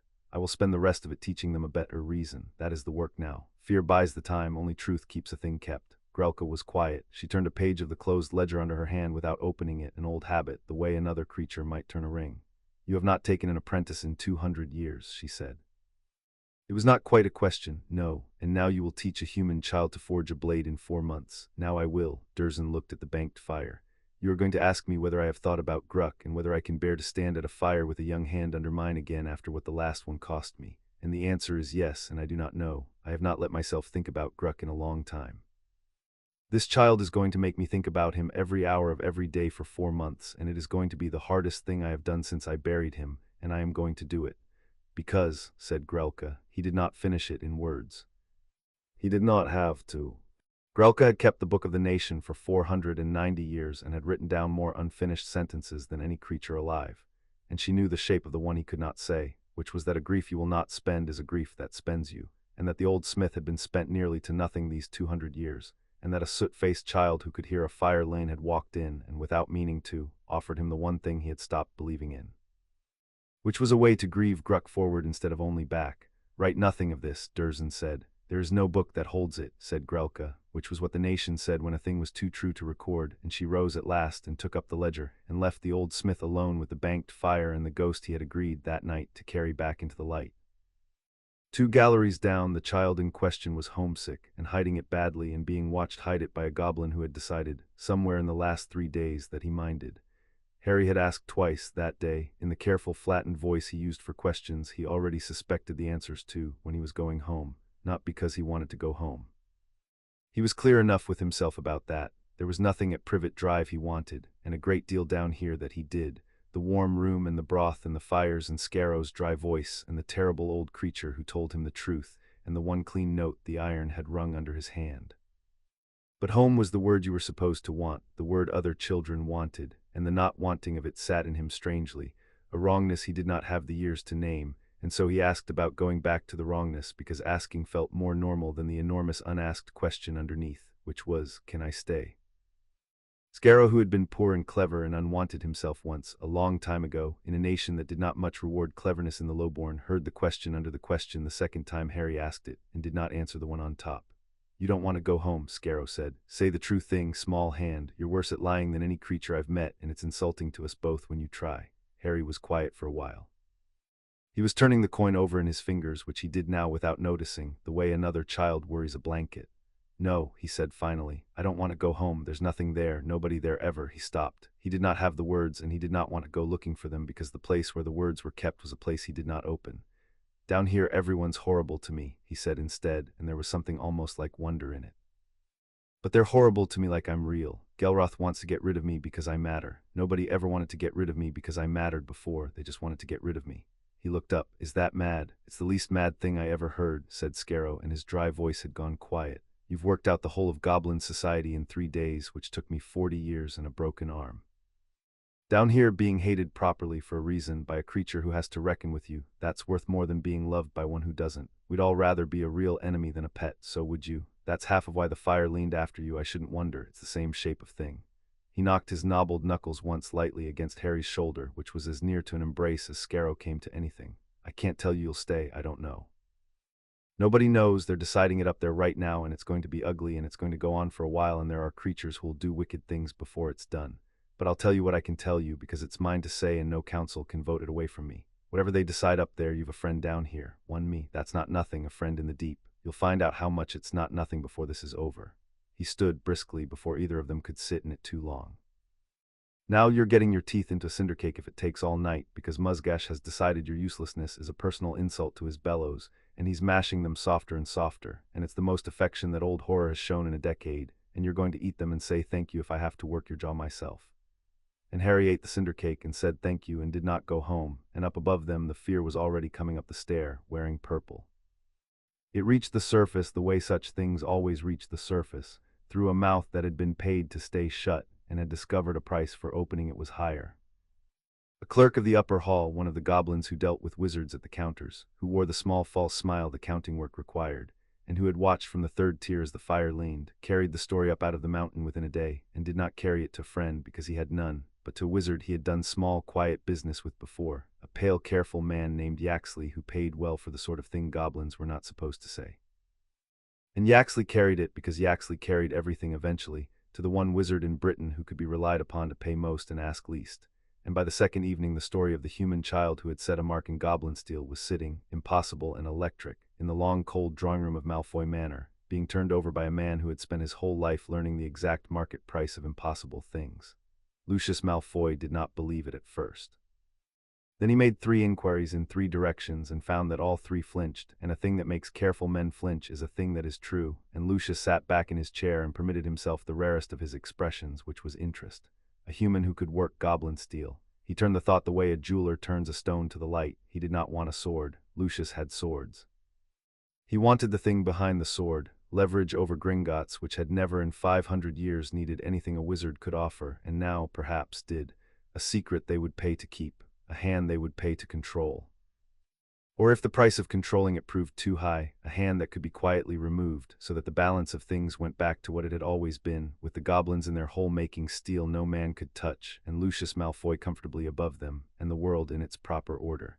He did not yet know which of these he wanted. He rarely decided such things early. He only knew that a door had opened, and that a Malfoy who did not at least walk to an open door and look through it did not deserve the name. He rang for parchment. The news reached the ministry the same night by a different road, and there it did not produce interest. It produced Bartemius Crouch.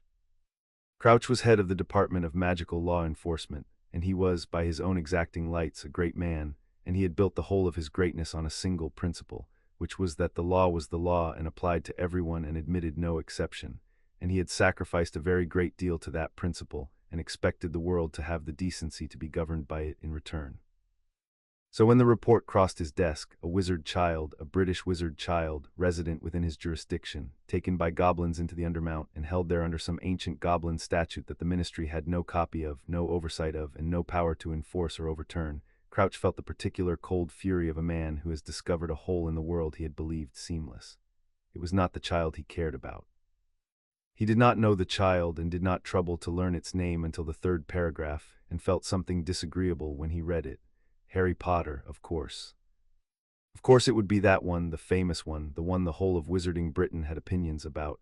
It could not have been an anonymous child. It had to be the one whose disappearance into a goblin hole would, if it ever came out, make the ministry look like exactly the toothless bystander Crouch had spent his career insisting it was not. He did not care about Harry Potter. He cared, absolutely and to the marrow, that there existed within the borders he was sworn to govern a law he had not written, could not read, and could not break. He summoned his undersecretaries.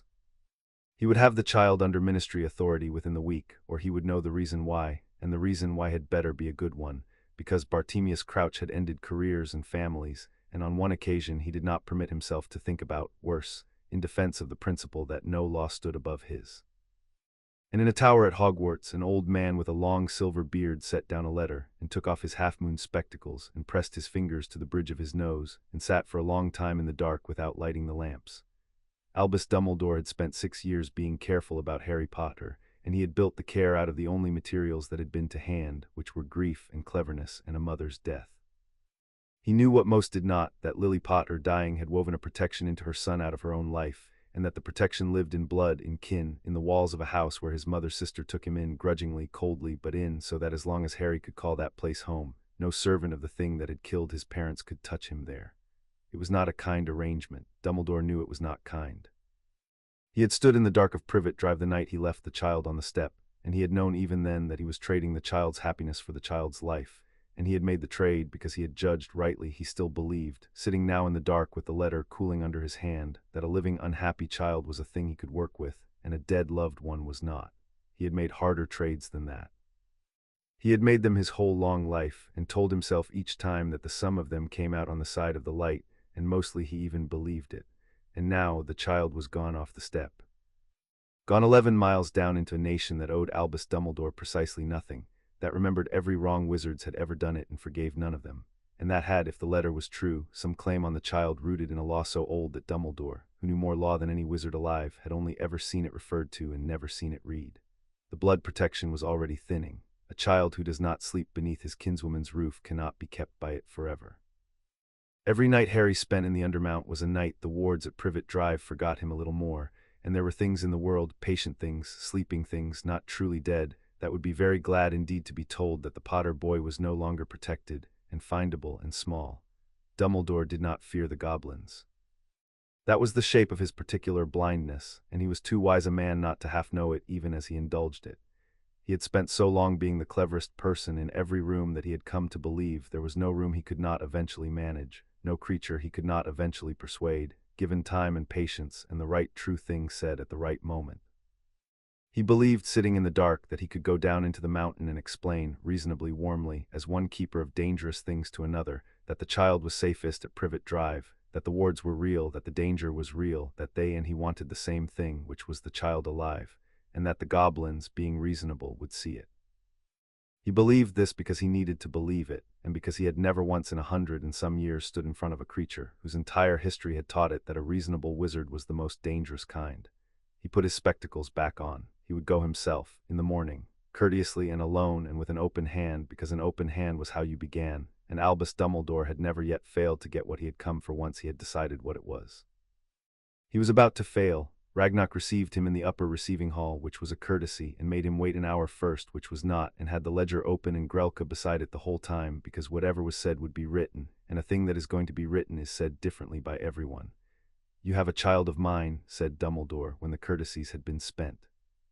He said it gently, and he smiled, and the smile was warm and real and did not reach the cold arithmetic behind the blue eyes, and Ragnarok, who had been reading exactly that sort of face across exactly that sort of table for 300 years, read it now and was not charmed. "Harry Potter, I am, in the eyes of your law and mine, something close to his guardian, in fact, if not in form. I have come to take him home. I will not pretend I do not know what has happened here. Word travels, even up out of the deep, and I will say plainly that I mean the nation no disrespect. Something extraordinary occurred, I honor it, but he is 6 years old and he is in danger you cannot know the shape of, and he is protected by an old magic that lives only in one particular house, and every day he is not in that house, the protection fails a little more. I am not here to challenge your law. I am here to ask you, keeper, to let me take a child home to the one place on earth where he is safe." It was well done. It was very well done. There was truth in every line of it, which was what made it dangerous, and Grelka's stylus moved, and Ragnarok let the old wizard finish, and let a silence sit after, so that the truth of the speech could cool and the shape of it be seen.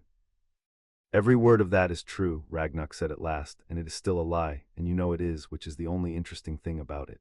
You did not come here to ask. You came here to be seen to ask, so that when you take him by charm, by law, by whatever quiet machinery you have already set turning before you walk down our stair, it can be said that you asked first courteously, and the unreasonable goblins refused. I have watched wizards ask for 300 years, Albus Dumbledore.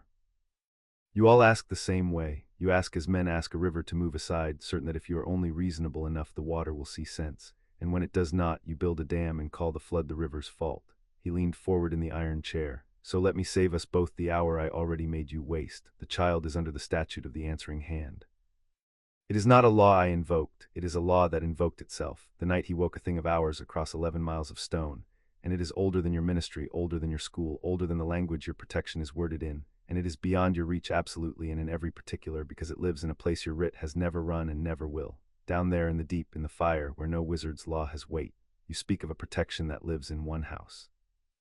I honor it, I do. A mother's dying love is a great working, and I do not sneer at great workings. But hear the thing you have not let yourself hear, wise as you are. There is a protection down here too now. The child set a true mark in heart iron. The fire suffered his hand. Whatever else that means, and we are still deciding, and it is tearing my nation in half. It means that the Undermount has a claim on him that it will defend, and that is not a claim written in one woman's blood in one house that a child must sleep in nightly to keep.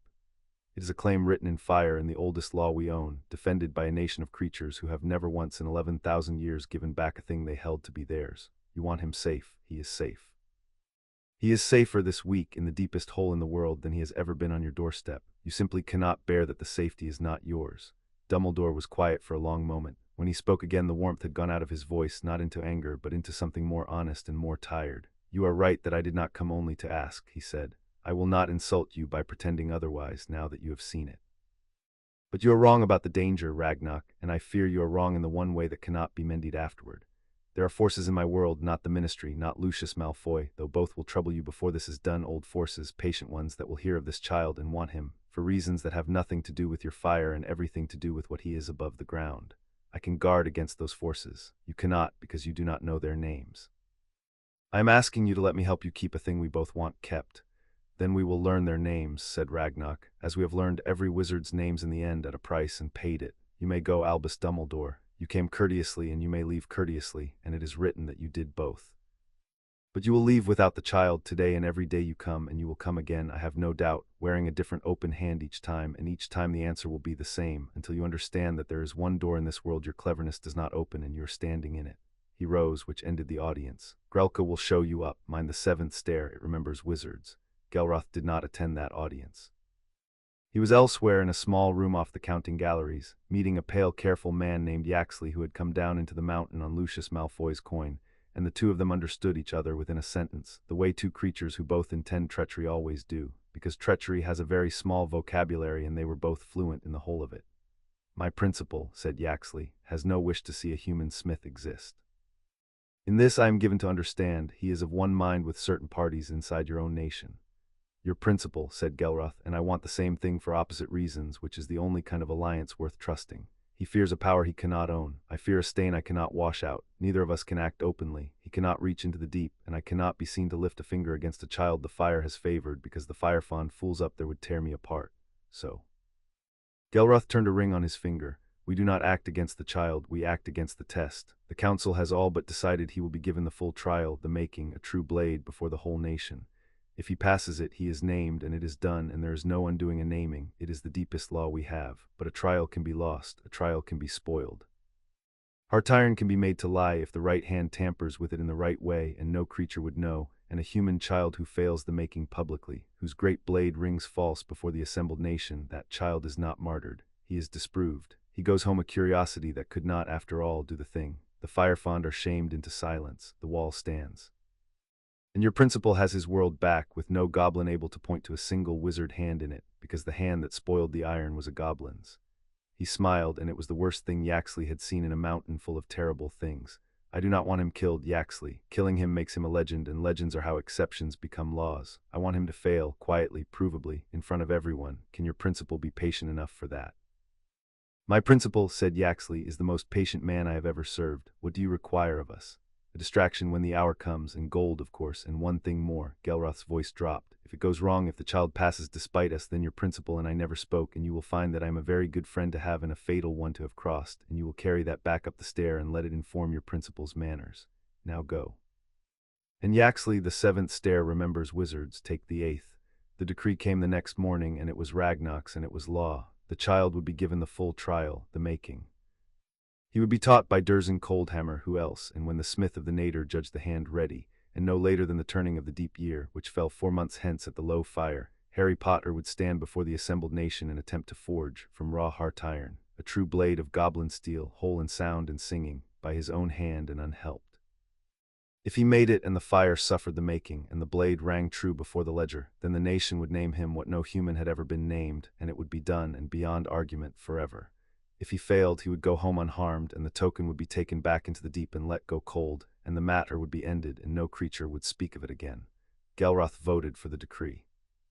He voted for it warmly and at length, and everyone in the purse marked how reasonable he had become, and only Grelka, writing his name beside his vote, looked at him a moment too long, because 490 years of keeping the book had taught her that the most dangerous entry on any page is the enemy who has suddenly stopped fighting you. Far below, in a warm room 2 galleries down, a 6-year-old who did not yet know he had 4 months to do the impossible sat cross-legged on his leather pallet, turning a warm coin over in his fingers, teaching a bolting goblin child, one careful inch at a time, to come close enough to take a piece of cinder cake from his open hand. Chapter 4 and Chapter 5. The making 4 months is a long time to a 6-year-old and no time at all to a fire, and Harry spent his 4 months living in both measures at once, which is the closest thing to being a smith that anyone can do before they are one. Dursley set the shape of it on the first morning in the cold side forge and did not soften it. "I cannot make you a smith in 4 months," he said. "I told the council so and I meant it. A smith is made in 100 years, and even then only if the fire is willing, and most who try never make anything the fire would call true. So we are not going to make you a smith. We are going to make you a hand that can forge one blade, one time, truly, under the worst conditions the nation can arrange, with everyone who hates you watching and hoping you fail. That is a smaller thing than a smith and a much harder thing than it sounds, and it is going to cost you every hour you have and a great deal of skin, and you are going to want to quit, and I am not going to let you, and there will be days you hate me for it worse than you have ever hated your uncle. Do you understand?" "Yes," said Harry, who did not, and found out. The days had a shape. He rose in the dark. It was always dark. The Undermount had no morning, only the tide, and Harry learned to read the tide the way surface children read the sun, to know the low fire from the high, the working hours from the resting ones, by the depth of the great slow booming below. He ate what Musgesh mashed for him, which grew over the weeks less mashed, as the old bellows keeper conducted a private campaign to give the human proper teeth by main force of cinder cake. He went to the side forge. And he struck iron until he could not lift the hammer, and then Dursley made him strike it 50 more times, because the false strikes come when you are too tired to lie well, and a hand that can tell the truth tired is a hand that can tell the truth frightened, and frightened is how you will be at the trial.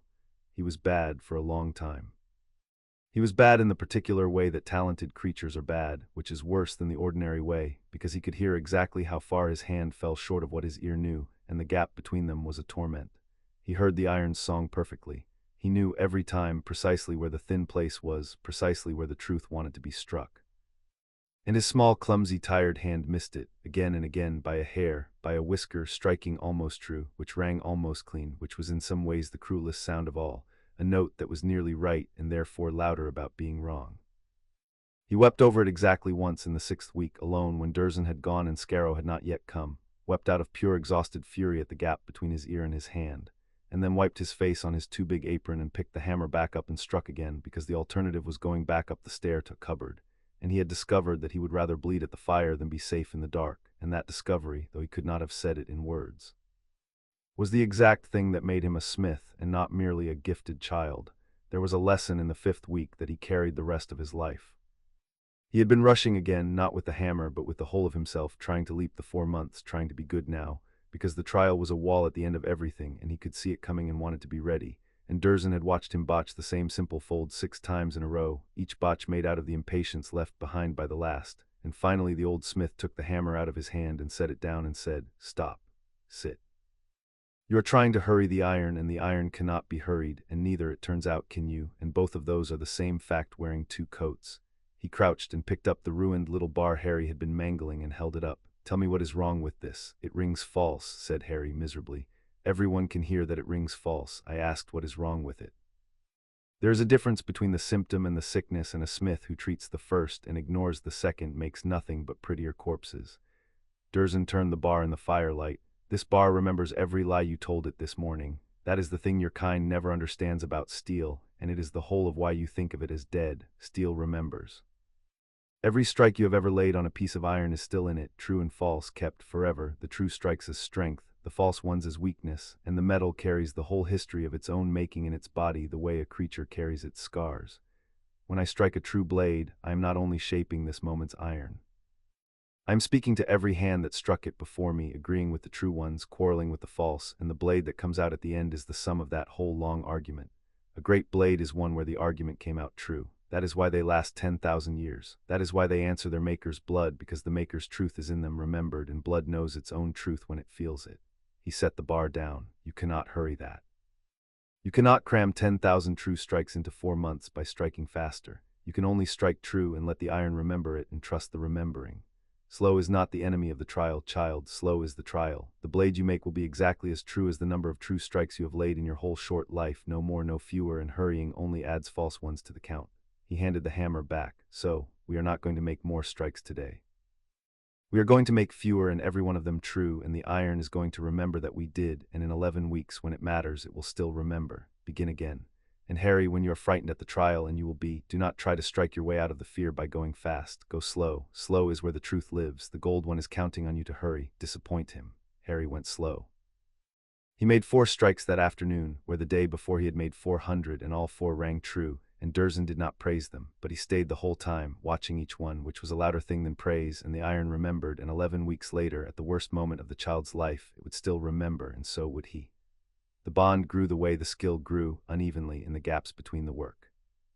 Scarrow taught him goblin words at night over the broth, though it was forbidden. The old tongue was not given to humans. Ever it was one of the nation's last close-kept things, and Scarrow taught it to him anyway in a low voice with a rebel's relish, because you'll need a few small hand if you're going to live down here, and because it drives the purse goblins mad that you have any, and driving the purse mad is the only exercise I get. Harry learned the word for fire, which was cause, and the word for true, which was doom, and the word for the thin place in the iron where the truth wanted opening, which had no English at all, only a goblin sound that felt in the mouth like the note the iron rang. He learned the word for friend, which Scarrow gave him last and grudgingly and looking away, and would not say twice. Grelka came sometimes and watched him work and said little, and once, when he had rung a true strike 3 times running and looked up for someone to have seen it and found only her, she said, "I saw it."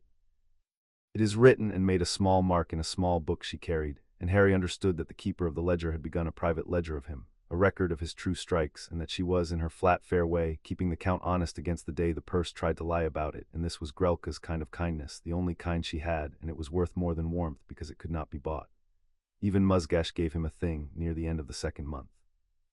Harry had asked one night, hungry for it in a way he did not examine, what the goblin children did all day, whether they played, and Muzgash had grunted and said nothing. And then 3 nights later there had appeared beside Harry's pallet a small crude toy, a goblin child's toy, a little hammer and anvil of soft lead that a child could strike without hurting itself, worn smooth by some small hand before Harry's. And Muzgash never mentioned it, and Harry never thanked him for it out loud because he understood that thanking would ruin it, and he kept it and struck it softly sometimes in the dark before sleep, and it rang a small true note, and it was the first toy he had ever owned that had not first belonged to Dudley. And he grew good, not good like a smith, good like a hand that might, on the right day, forge 1 blade truly. By the 3rd month he could ring true 4 strikes in 5, tired, and by the end of it he had made, under Durzen's flat, unpraising eye, his first whole true thing, not a blade. Durzen would not let him near heart iron yet, but a nail, a single plain iron nail forged from a scrap, every strike of it true, so that the finished nail rang when you set it on the anvil like a struck bell, and would not rust and would not bend in wood. Durzen said, "Outlast the mountain." A nail. Harry held it in his blistered palm and looked at it as though it were the crown jewels, and Durzen looked at the nail and looked at the child looking at the nail and turned away with something working in the flat black of his eyes and said, "Gruff, keep it. A smith's first true thing is his own, do not lose it. And do not," he added, "get above yourself. It is a nail. A blade is 10,000 times harder, and the fire will be watching and the iron will be alive in a way a nail never is." He stopped at the door. He did not turn around. "But it is a true nail. There are grown smiths in this mountain who have never made a thing as true as that nail. I will not tell you which ones. Go to sleep." And he went, and Harry kept the nail and slept with it and the coin and the lead toy all together in his fist, the whole of his fortune, 3 true things in a nation that had given him more in 4 months than the world above had given him in 6 years. And somewhere in the 3rd month, without any single moment he could point to, he stopped being only the exhibit and started being, in the low, careful goblin way, almost part of the place. It showed in small things, because everything true down there showed in small things. The forge hand stopped going silent when he passed and started instead to argue in front of him, which was a far greater trust, because a goblin who argues in front of you has decided you are furniture in the good sense, a fixed and unremarkable part of the room. Doran, a young forge hand with a chipped tusk, began leaving the good bench free when Harry came in tired. Old Muzgash's mashing grew, as promised, less merciful, and one night set before Harry a whole cinder cake, unmashed, with a look that dared him to fail at it, and Harry gnawed it to the last crumb with his useless flat teeth while the old horror watched with grim satisfaction, and it was, Scarrow said, the proudest Muzgash had been of anyone since his own son first lifted the great bellows. The children came round in the end, the way children do, faster than their elders and with less reason. The bolting one Muzgashes, the beetle-eyed mite who had fled the offered broth on the first night, came back and back, each time a little nearer, until one low-tide Harry looked up from the side forge to find 3 goblin children sitting in a solemn row on the wall above him, watching him strike iron, the way human children might watch a strange animal at a zoo, except that after a while the smallest one climbed down and, without a word, held out its own toy. A little lead hammer twinned to the one Muzgash had given Harry, an offer and a dare together, and Harry took it, and tapped a true note on the anvil with it, soft, and the child shrieked with delight and snatched it back and fled, and came again the next night, and the next, and by the fourth had a name for Harry in the old tongue that the elders pretended not to hear and did not, Harry noticed, actually forbid. It meant, Scarrow told him, looking anywhere but at him, the one who rings true. It was a child's name, a nursery name, not a rank, not a claim, nothing the purse could object to. It was the first name anyone had ever given Harry that was not either his plain name or an insult, and he carried it the way he carried the nail. The great deep year turning was coming, the low fire at which the trial would be held, and the whole nation had begun to make ready for it, and Harry got to watch a nation make ready, which is a thing almost no human has ever seen. The galleries were scoured. Old debts were called in and settled, because a goblin will not carry a debt across the turning if he can help it. The counting halls rang with the settling of accounts 400 years old. The children were taught the old songs of the turning, and Harry, lying on his pallet, learned them too, through the stone, a thin high goblin music that had no words he knew and that he found himself humming at the anvil without meaning to, and once when he hummed it, Dursleys stopped and listened and said nothing and looked at him for a moment with the flat black eyes gone strange, because it was a song the smith sang and no human had ever sung it, and the child had it note perfect without being taught. It was not all warmth, it was never all warmth, and Harry, who trusted warmth the way a burned hand trusts fire, was glad of that. The gold thread goblins still looked through him, or worse, looked at him with the flat measuring cold of creatures pricing a thing they meant to be rid of. There was a moment at a communal fire during the scouring, when the whole low gallery had gathered to eat, and Harry had, for one warm, careless hour, felt almost ordinary among them. Laughing at a smith's rough joke he only half understood, and he had looked up and found a purse goblin watching him across the fire, unblinking, unhurried, doing sums, and the warmth had gone out of the hour like heat out of quenched iron, and Harry had understood, the way he understood everything. All at once and without words, that belonging was not safety, that he could be loved by half the nation and still be an entry to be crossed out by the other half, and that the trial at the turning was going to decide, once and forever, which of the two he was. He held the thought without flinching. He had held worse. And he went back to the side forge that night and struck iron until his hand told the truth tired, because Dursleys had said tired was how he would be when it mattered, and Harry had begun in the deep of himself to make ready too. He learned Dursleys' grief the way you learn anything true about a goblin, sideways and by accident, and never by asking. There was a blade in the Nader hall that no one worked near. It hung alone on the far wall in shadow away from the ranked tools, a long single-edged blade of Goblin-Steel gone strange, its surface not bright but clouded gray, dull, and once, early on, Harry had drifted toward it during a rest, drawn by its song, which was not like the other songs, a low broken note, a true thing that had been made false, and it hurt to hear, the way a cracked bell hurts, and Dursleys had crossed the whole hall in 4 strides and taken his shoulder and moved him back from it, hard. The only time the old creature ever handled him roughly and said, "Not that one. Never that one," and would not say why, and Harry, who knew about the place's grown-ups, did not open, did not ask. He learned it from Scarrow in the end one night when the tide was low and they were both too tired to sleep. He had an apprentice, Scarrow said quietly, staring into the pit fire. Long before you, long before me, near enough, the last one he ever took, before you. A goblin, of course, a real one, gifted, the best in a generation, everyone said, the one who was going to be the 42nd smith of the Nader when Dursleys finally put down the hammer. Dursleys loved him. Scarrow said the word carefully, because goblins did not use it lightly, and did not use it about themselves at all. Loved him like a son, which is a thing that happens at a forge between a master and a true apprentice, more than it happens anywhere else, because you stand in the fire together, and there is no lying at the fire, and a creature you cannot lie to becomes a creature you cannot help but love, and a wizard took him. Harry went still. Not took like they took you, Scarrow said, worse. There was a wizard, this was in the bad years, the last rebellion but one, when the treaties were breaking and the ministry was hanging goblins off the bridges to teach us our place. A clever wizard, a collector who wanted a Goblin-Steel blade of his very own. A true one, a great one, not bought but made to his design, which no smith would ever do, because a blade made to a wizard's design instead of the iron's truth is an abomination. It is a lie forced into steel. It is the one thing a true smith cannot do and stay true, and this wizard could not buy it and could not steal it, because a stolen blade still sings its own song and not his. So he took the apprentice instead, lured him up with a lie, with a friendship. The young ones were always the ones who believed a wizard could be a friend. They hadn't lived long enough to know better, and then held him up there in the light away from the fire and made him work, made him forge to design. Made him lie into steel day after day with threats, with worse than threats, until Scarrow stopped. You heard the blade on the wall, that's the last thing he made. A true smith forced to forge a lie, so that the lie and the truth are both in it, fighting forever, a cracked note that never stops.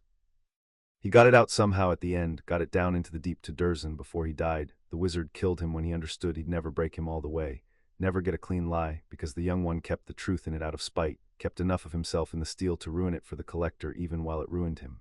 And Dursleys has kept it on that wall for 200 years, and he will not let it be melted down and made true again. Because melting it down would be letting the wizard win the last of it, unmaking the thing the young one died to keep half-made. So it hangs there, singing its cracked note to remind him. Scarrow drank. That's why he didn't leave the nadir for 11 years. That's why he hoped you'd fail. A human hand at his fire, learning the craft. You're the whole shape of his grief. Walked back through the door, small hand, 6 years old, and asking to be taught the very thing that got the last one he loved killed. And he's teaching you anyway. Have you understood yet what it costs him, every day, to teach you anyway? Harry was quiet for a long time. The pit fire breathed up and down. Somewhere below, the nadir boomed. He teaches me the truth, Harry said at last, slowly, working it out as he said it. He never lies to me, not even the kind lies, because he stopped and started again. Because the wizard killed the last one with lies, a lie friendship. So Dursley can't do lies anymore, even nice ones, even to make me feel better, because lies are the thing that did it. That's why he told me he hoped I'd fail. Anyone else would have lied and said they believed in me. He can't. Telling me the truth even when it's ugly is the only way he knows how to, and Harry did not have the word and looked for it, and found the goblin one Scarrow had given him last and grudgingly, and said it quietly into the fire, the forbidden word, the word for friend, the only way he knows how to condemn me. Scarrow looked at him sharply. He had not taught him that use of it. The word was not supposed to bend that way. And yet it did in the child's mouth. It bent to mean to keep faith with by telling the truth, which was a meaning the old tongue did not have and now, somehow did, and Scarrow found he had nothing to say and looked back into the fire, and after a while reached over and knocked his knuckles once against Harry's shoulder, and neither of them mentioned that the human had just done to the goblin language the exact thing Harry did to iron, which was to strike it in the true place and let it become a shape it had always secretly wanted to be. The enemies did not rest while the child learned. Gelroth was patient in the way that only a creature who keeps accounts can be patient, and he spent the 4 months doing nothing that could be seen, which is the hardest and most dangerous kind of doing. He did not go near the child. He did not go near the nadir. He voted in council with the Firefond warmly and let the warmth be noticed, and let a slow story grow entirely without his fingerprints on it, that the purse had come round, that even Gelroth could see the wisdom now of a bound human smith, and the story disarmed exactly the goblins who should have kept watching him, because a converted enemy is the one you stop guarding against. What he actually did, he did through Yaxley up the 8th stair in coin and whispers, and it came to 2 threads. The first thread was the iron. The making required heart iron raw from the deep cradles, and by law the iron for a trial was chosen by the smith and sealed by the ledger and guarded until the hour. But it had to be chosen from the cradles, and the cradles were tended by hands, and hands could be bought or frightened or simply be careless, and Gelroth needed only one thing, that the particular billet of heart iron set aside for the child's trial should have, worked into its deep structure by a cunning hand long before the sealing, a flaw. Not a flaw a smith would see, not a flaw the ledger's seal would catch. A lie laid into the iron's heart so early and so deep that it would sing true to every test, until the child at the trial before the whole nation struck down into the deep of it and woke the lie, and the blade rang false and could not be redeemed because the falseness would be older than the making, native to the metal, impossible to strike out in time. A human child failing the making not through any wizard hand but through the iron's own hidden nature, disproved cleanly. And no goblin able to point to anything but bad luck and an overreaching whelp. The second thread was the distraction, for the hour of the trial, because Gelroth was too careful to rely on one card. Here Yaxley's principle was useful, and here the wizard world's own hunger did his work for him. Crouch wanted the child under ministry law, and Dumbledore wanted the child back under his wards, and Lucius wanted leverage or the child gone, and all 3 of them were, without knowing it, being gently steered toward converging on the trial itself. The one day the whole nation would be gathered at the deep, watching the fire, its guard turned inward. A day when a writ served at the doors, or an old wizard arriving with an open hand, or worse, would pull the nation's eyes upward at the exact moment Gelroth needed no one looking at the iron. Dumbledore came again in the 3rd month, as Ragnarok had known he would, wearing a different open hand. This time he did not ask to take the child. He had learned that much. He was the cleverest man alive, and he learned. He asked instead only to see him, briefly, under any watch the nation cared to set, so that he might carry back to those above who worried a true report that the child was well. It was reasonable. It was so reasonable that refusing it would have looked like cruelty, and looking like cruelty was a coin Ragnarok did not care to spend on a wizard, so Ragnarok, who understood that a request designed to be impossible to refuse is the most dangerous kind, permitted it and set the watch and had Grelka present and had it written. They brought Harry up to the receiving hall in his apron, straight from the side forge, with soot on his face and a fresh blister on his thumb and the little true nail in his fist, because he would not be parted from it. And Dumbledore, who had prepared himself to find a frightened captive, a pale hollow child to be gently rescued, found instead a 6-year-old who walked into the hall on his own feet, looked up at the famous old wizard with frank unimpressed curiosity, and said, "Are you the one who left me on the step?" There was a silence. Grelka's stylist did not move, even she wanted to hear the answer. "I am," said Dumbledore after a moment, and to his credit he did not look away. "I am Albus Dumbledore. I knew your mother and father, Harry. I left you with your aunt because I believed it was the only place you would be safe, and I have thought about that choice every day since, and I am not certain even now that I was right." It was more truth than he had meant to give, and it came out because the child's eyes were the kind you could not lie to comfortably, and Albus Dumbledore had met perhaps 3 pairs of eyes like that in his long life and had loved and failed each of the people behind them. "The cupboard wasn't safe," said Harry, not with heat, just reporting it, the way he reported a false ring in the iron. "It was just quiet. Down here isn't quiet at all. But it's the first place anyone ever taught me anything instead of just telling me I was wrong." He held up the nail gravely, the way another child might show a drawing. "I made this, it's true. Dursley says there are grown smiths who never made a thing this true. I'm going to make a blade in 5 weeks in front of everyone." And Dumbledore looked at the nail and at the soot and at the blister and at the child's face, which was a face he had last seen slack and unhappy on a doorstep, and which was now awake, lit from inside, difficult, alive, and something in the old man's carefully kept accounting shifted and would not shift back. He had come down certain. He had come down with the moral arithmetic settled. The danger above outweighed everything. The wards were worth any unhappiness. A living wretched child was better than a dead loved one. And it was all still true, every line of it, and yet here was a thing the arithmetic had not had a place for, a child who had been wretched under his careful protection and was flourishing outside it, and Albus Dumbledore, who had spent 100 years learning that being right was not the same as being good, felt the old cold gap between the two open under him again in a goblin hall in front of a soot-faced boy holding a nail. "That is a very fine nail," he said at last, gently.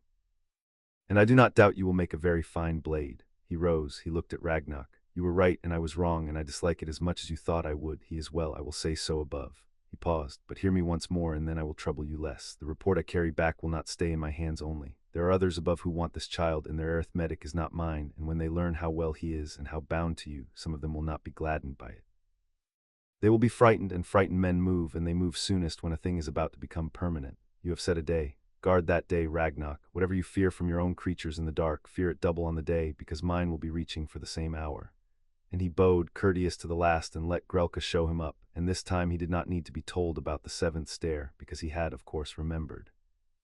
Ragnock sat a long while after he had gone, turning the warning over, disliking that it was useful, because a true warning from an enemy is the most expensive gift there is. You cannot refuse it, and you cannot trust the hand that gave it, and you spend twice guarding against the thing it named and the reason it was named. He did not know that the danger Dumbledore feared from above and the danger Gelroth had planted below were already promised to the same day, by the same wizard's gold converging. He only knew with 3 centuries of a keeper's instinct that the day of the making was going to be the most dangerous day the Undermount had seen in a very long time, and he doubled the guard, and it was not enough because the enemy was already inside the wall. And the child, who had a watcher's eye, began in the last weeks to see the edges of it. He saw that the watchers had changed. Not more of them, fewer, which was worse because fewer meant confident, meant a plan that no longer needed to gather information, only to wait. He saw a goblin of the deep cradles, a tender of the heart iron, come twice to the nadir galleries on errands that did not need him, and stand a moment too long near where the sealed trial iron waited in its warded niche, and leave sweating in a cold place. He mentioned it to Scarrow, and Scarrow's face did the still careful thing, and Scarrow told Dursley, and Dursley said nothing and set a second seal on the niche that only he could read, and told no one he had done it. The dread did not announce itself. It came the way the tide came, a slow change in the pressure of things, and Harry, who had spent 6 years reading the pressure of a house for the exact moment before it turned on him, felt the deep change the same way now, and could not have said what he felt, only that the last weeks before the trial had a held quality, a breath not let out.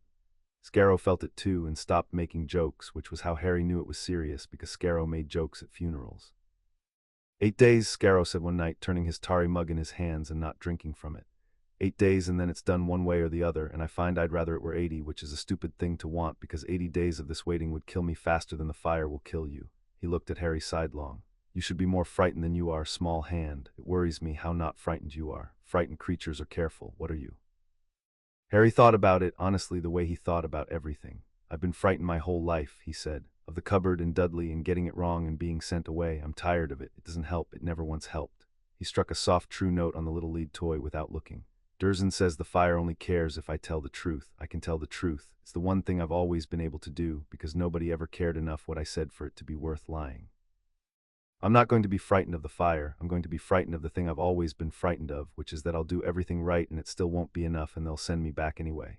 He set the toy down. That's the only one that's real. The fire's honest. It's the creatures I'm frightened of. Scarrow looked at him for a long moment, and then he did drink deeply and said roughly, yes, well, you're right to be. Keep striking and keep finding the watchers. It's the creatures for me too.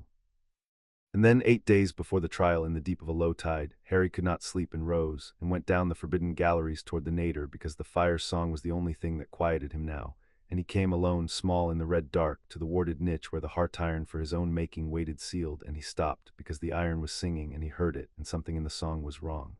He stood very still. He listened the way Durzen had taught him, past the roar, past his own breath, down into the deep of the metal's voice, and he found it.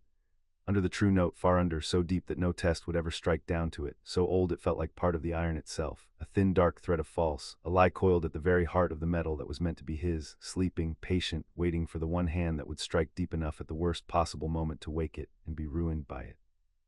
Someone had laid a lie in his iron. He did not run. He made himself do the harder thing which he had learned at the anvil. He listened all the way in past his own fright and mapped it, and what he found told him the whole cruel cleverness of it. The lie was not laid on the iron, it was laid in it deep at the very heart, so old and so far down that every test the ledger could set would strike well short of it, and find only true metal and seal the billet honestly. It was a lie designed to be woken by exactly one hand, a smith's at the making, striking down and down through the true outer metal, deeper than any test, all the way to the heart. At the one moment it could not be undone, because a falseness native to the iron, older than the making, cannot be struck out in the making, any more than you can unbreak a bell by ringing it. Durzen had told him steel remembers. This iron had been taught to remember a lie before Harry ever touched it, so that his own true strikes would carry him straight down into it and wake it, and the blade would ring false at the deepest possible place, and there would be nothing he could do about it in front of the whole watching nation but fail. He stood with his hand a hair from the sealed metal and thought it through the way Scarrow had taught him to find the watchers, cold and careful, not letting the size of it panic him. Tell Durzen. That was the first thought and the loudest, and he turned it over and found the trouble in it. The iron was sealed by the ledger. Swapping it now 8 days out would be the human's side crying tampering with no proof but a child's ear, and the purse would howl that the Firefond had lost their nerve and wanted the trial rigged in the whelp's favor.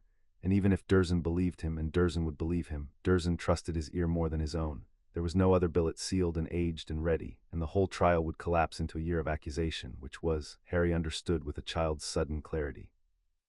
Also a way to win for the creature who had done this, fail him or spoil the trial so it never happened. Either one closed the door. And if Harry ran to Durzen tonight and the tamper learned of it, the plan would simply change, and the next lie might be one his ear could not catch. So he did not know what to do, which was a new and terrible feeling, because at the anvil he always knew, the iron always told him, and here the iron was the lie and could not be trusted to tell him anything. He needed Durzen, but he needed to reach him without being seen to, and he needed to think, and he was 6 years old and 8 days from the impossible and alone in the red dark with a wrongness singing in front of him.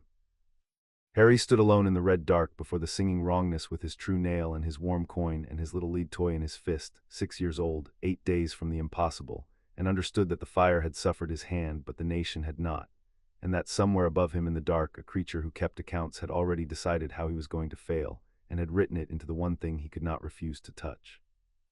And behind him, back up the red passage, very quiet, very careful, a foot scraped once on stone and went still, and Harry understood without turning that he was not alone in the deep after all, and that whoever had come down to check on the sleeping lie had just found the one hand in the nation that could hear it awake.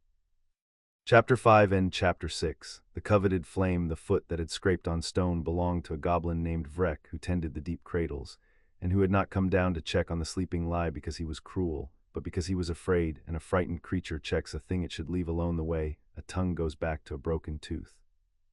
Harry turned around slowly, the way you turn when you do not want to startle a thing, and looked at him, and read him in the red light the way he read everything, the sweat in a cold place, the eyes going from the child to the sealed niche and back, the hands that would not be still. And what Harry read was not a hunter, it was a creature caught and knowing it was caught and more frightened of that than of anything the child could do.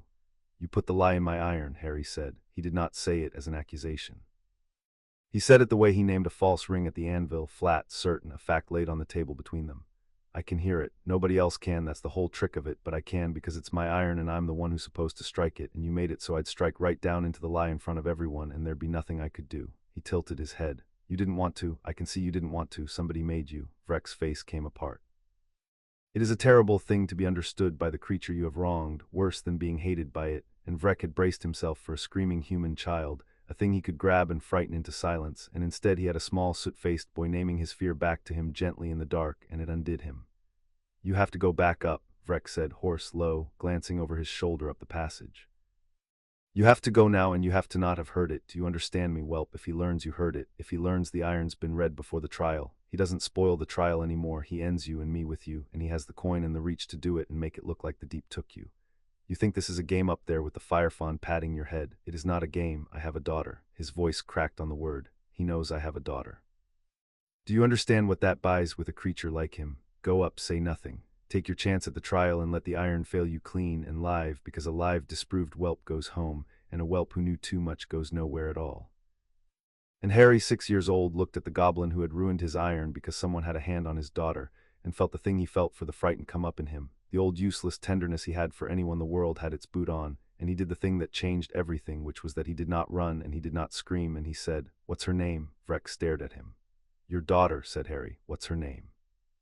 "Bricka," said Vrek before he could stop himself, and saying it aloud to the child broke some last thing in him, because you cannot say your child's name to a creature you mean to abandon to the dark, and Vrek had just learned that about himself. "I'm not going to tell anyone you did it," Harry said. "Not because I'm scared, because it wouldn't even help. I worked it out. If I tell, they say I'm cheating and the trial breaks, and that's what he wants too, and you and Bricka still get hurt. So telling's no good." He said it plainly, the whole cold arithmetic of it, the same arithmetic he had done alone at the niche, and Vrek listened to a 6-year-old lay out the trap he was in with more clarity than Vrek had managed in 4 months of not sleeping, and was ashamed. "But I'm not going up to fail clean either. I'm going to my master, and I'm going to tell him only him, because he doesn't lie and he won't let anyone hurt Bricka, and between the two of us we're going to figure out how to make the lie in the iron the thing that catches the creature who made you put it there. And you're going to help us, not tonight, when it counts. Because you don't want to be the goblin who did this, Vrek. I can hear that in you the way I can hear the lie in the iron. You're not a false thing. You're a true thing somebody bent, and true things want to spring back." He held out his small, blistered hand, absurdly, the way he'd held out broth to a bolting child. Spring back. Vrek did not take the hand. But he did not stop the child either, when Harry walked past him, and up the red passage toward the galleries and Durzen, and that not stopping was the first true strike in a long working that would not ring clear for 8 more days. Durzen listened to the whole of it without moving in the cold side forge at the dead of the low tide, and when Harry had finished the old smith was quiet for a long time, and then he went and put his own scarred hand flat against the wall, and Harry understood he was listening, down through the stone all the way to the sealed niche, to the iron, and when Durzen took his hand away his face had gone to something Harry had not seen on it, colder than cold. The face of a creature looking at a wound in the one thing it held sacred. "He has profaned the iron," Durzen said very softly, and the softness was worse than a shout. "Do you understand what that is to us? Not cheated, not schemed. Any creature schemes. He has taught heart iron to lie. He has taken the truest thing the world holds and worked falseness into its heart on purpose, so that a child would carry the falseness up into the fire and be destroyed by it in front of the nation.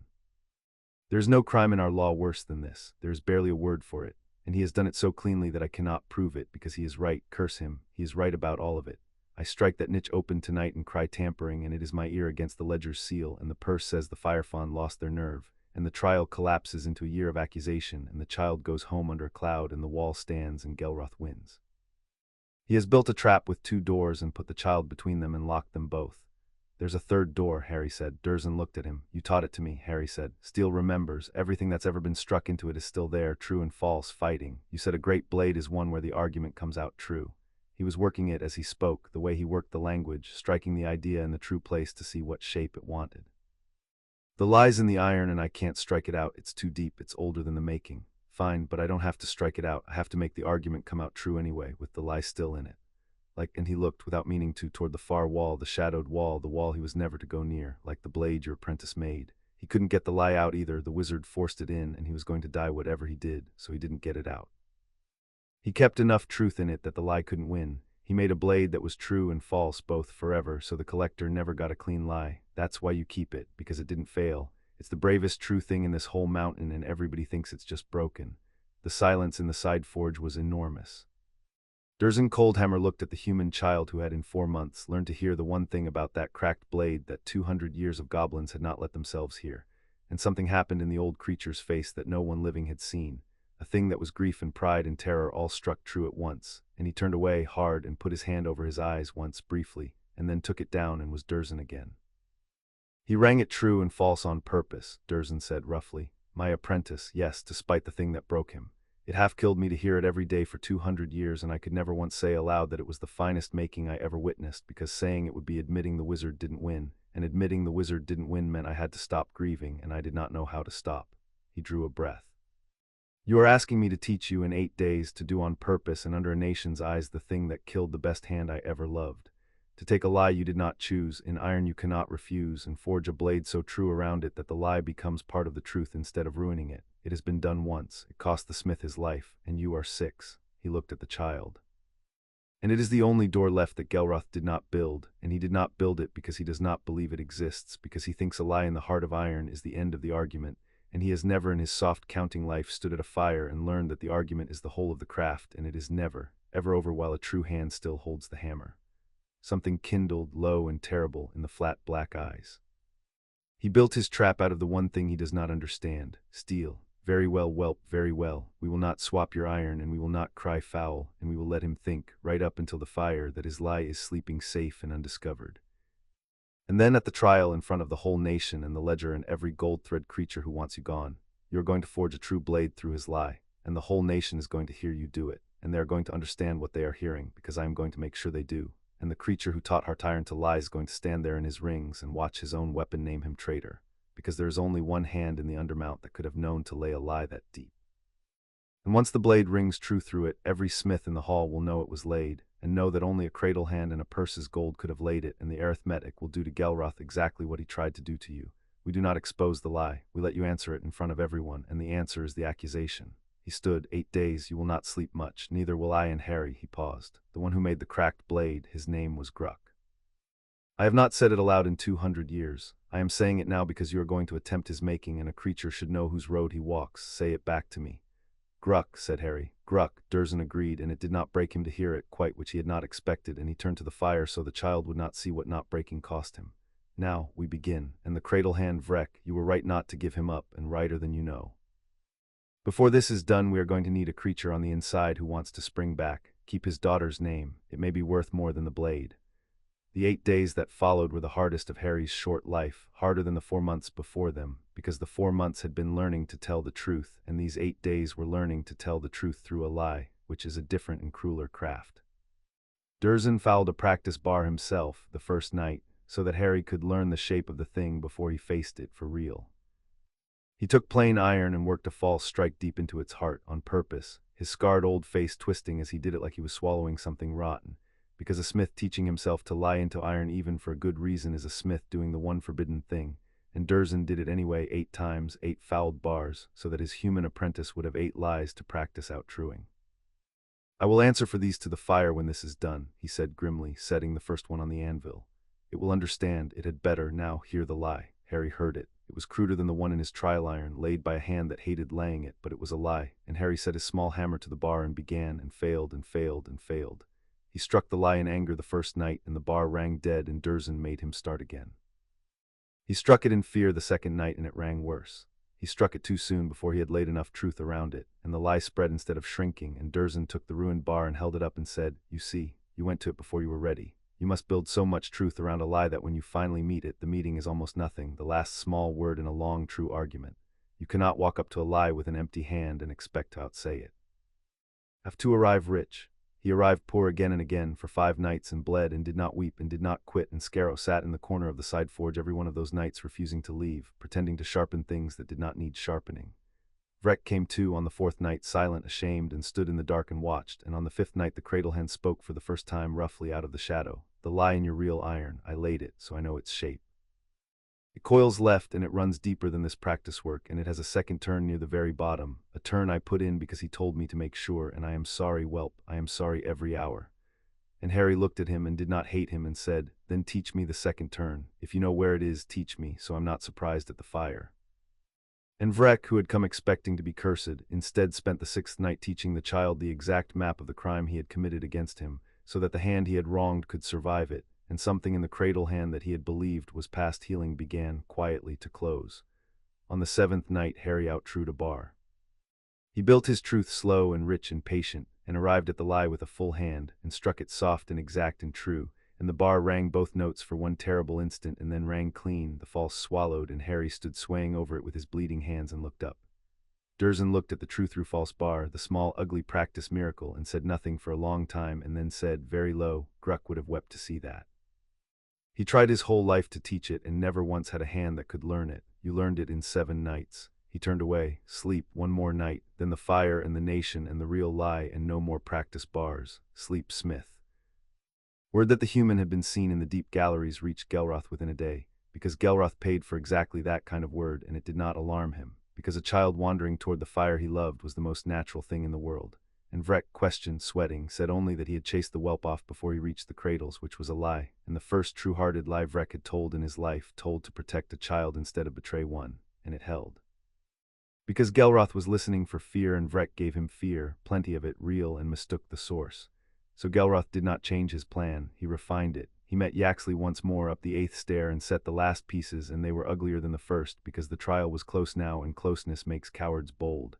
Your principal wants his distraction, Gelroth said. He shall have the finest distraction the surface can provide, and it will cost him nothing, because the fools are lining up to provide it for free. The ministry man Crouch, he means to serve a writ at our doors on the day of the trial, demanding the child under wizard law. Let him. He will be refused loudly, and it will pull half the guard to the upper halls to manage the insult. Your Malfoy wants the old wizard Dumbledore occupied. I am told Dumbledore too means to come on the day, to be present to witness, he says, though we both know an old wizard does not travel to witness a thing he cannot stop unless he means to stop it. Good, let the nation's whole attention be dragged upward to the doors, to the writ and the wizards and the shouting. On the one day it should be turned down toward the fire. He turned a ring. And in that hour when every eye is up, a small thing happens down at the deep. Not to the child I have told you, I will not make him a martyr, to the iron. A cradle hand, well paid and better frightened, opens the warded niche in the confusion and does one last small thing to the billet, so that it will not merely fail, it will shatter at the first true strike, violently, and if a shard of shattering heart iron happens to find the child who was foolish enough to stand over it, well. The fire is dangerous, everyone knows the fire is dangerous. Children should not play at the anvils of their betters. It will be a tragedy and a lesson, and entirely the whelp's own doing, and no goblin hand and no wizard hand will be anywhere near it. He smiled his worst smile. You see, I have not raised a finger against a child. I have merely made the iron a little more honest about how dangerous it is. Yaxley, who was not a good creature, felt something cold move in him even so, and said only, my principal will have his distraction arranged, and went up, and did not use the 7th stair, and did not, he found, much want to think about the daughter of the cradle hand. And so the day came on, and the 2 plots ran toward it like 2 fuses toward one keg, the wizards above drawn to the doors, and the lie below sleeping in the iron. Now a lie meant not to disprove a child but to kill him, and the only creatures in the whole mountain who knew the true shape of it were an old smith who had buried his heart 200 years ago and just dug it up again, a cradle hand with a daughter and a cracked conscience.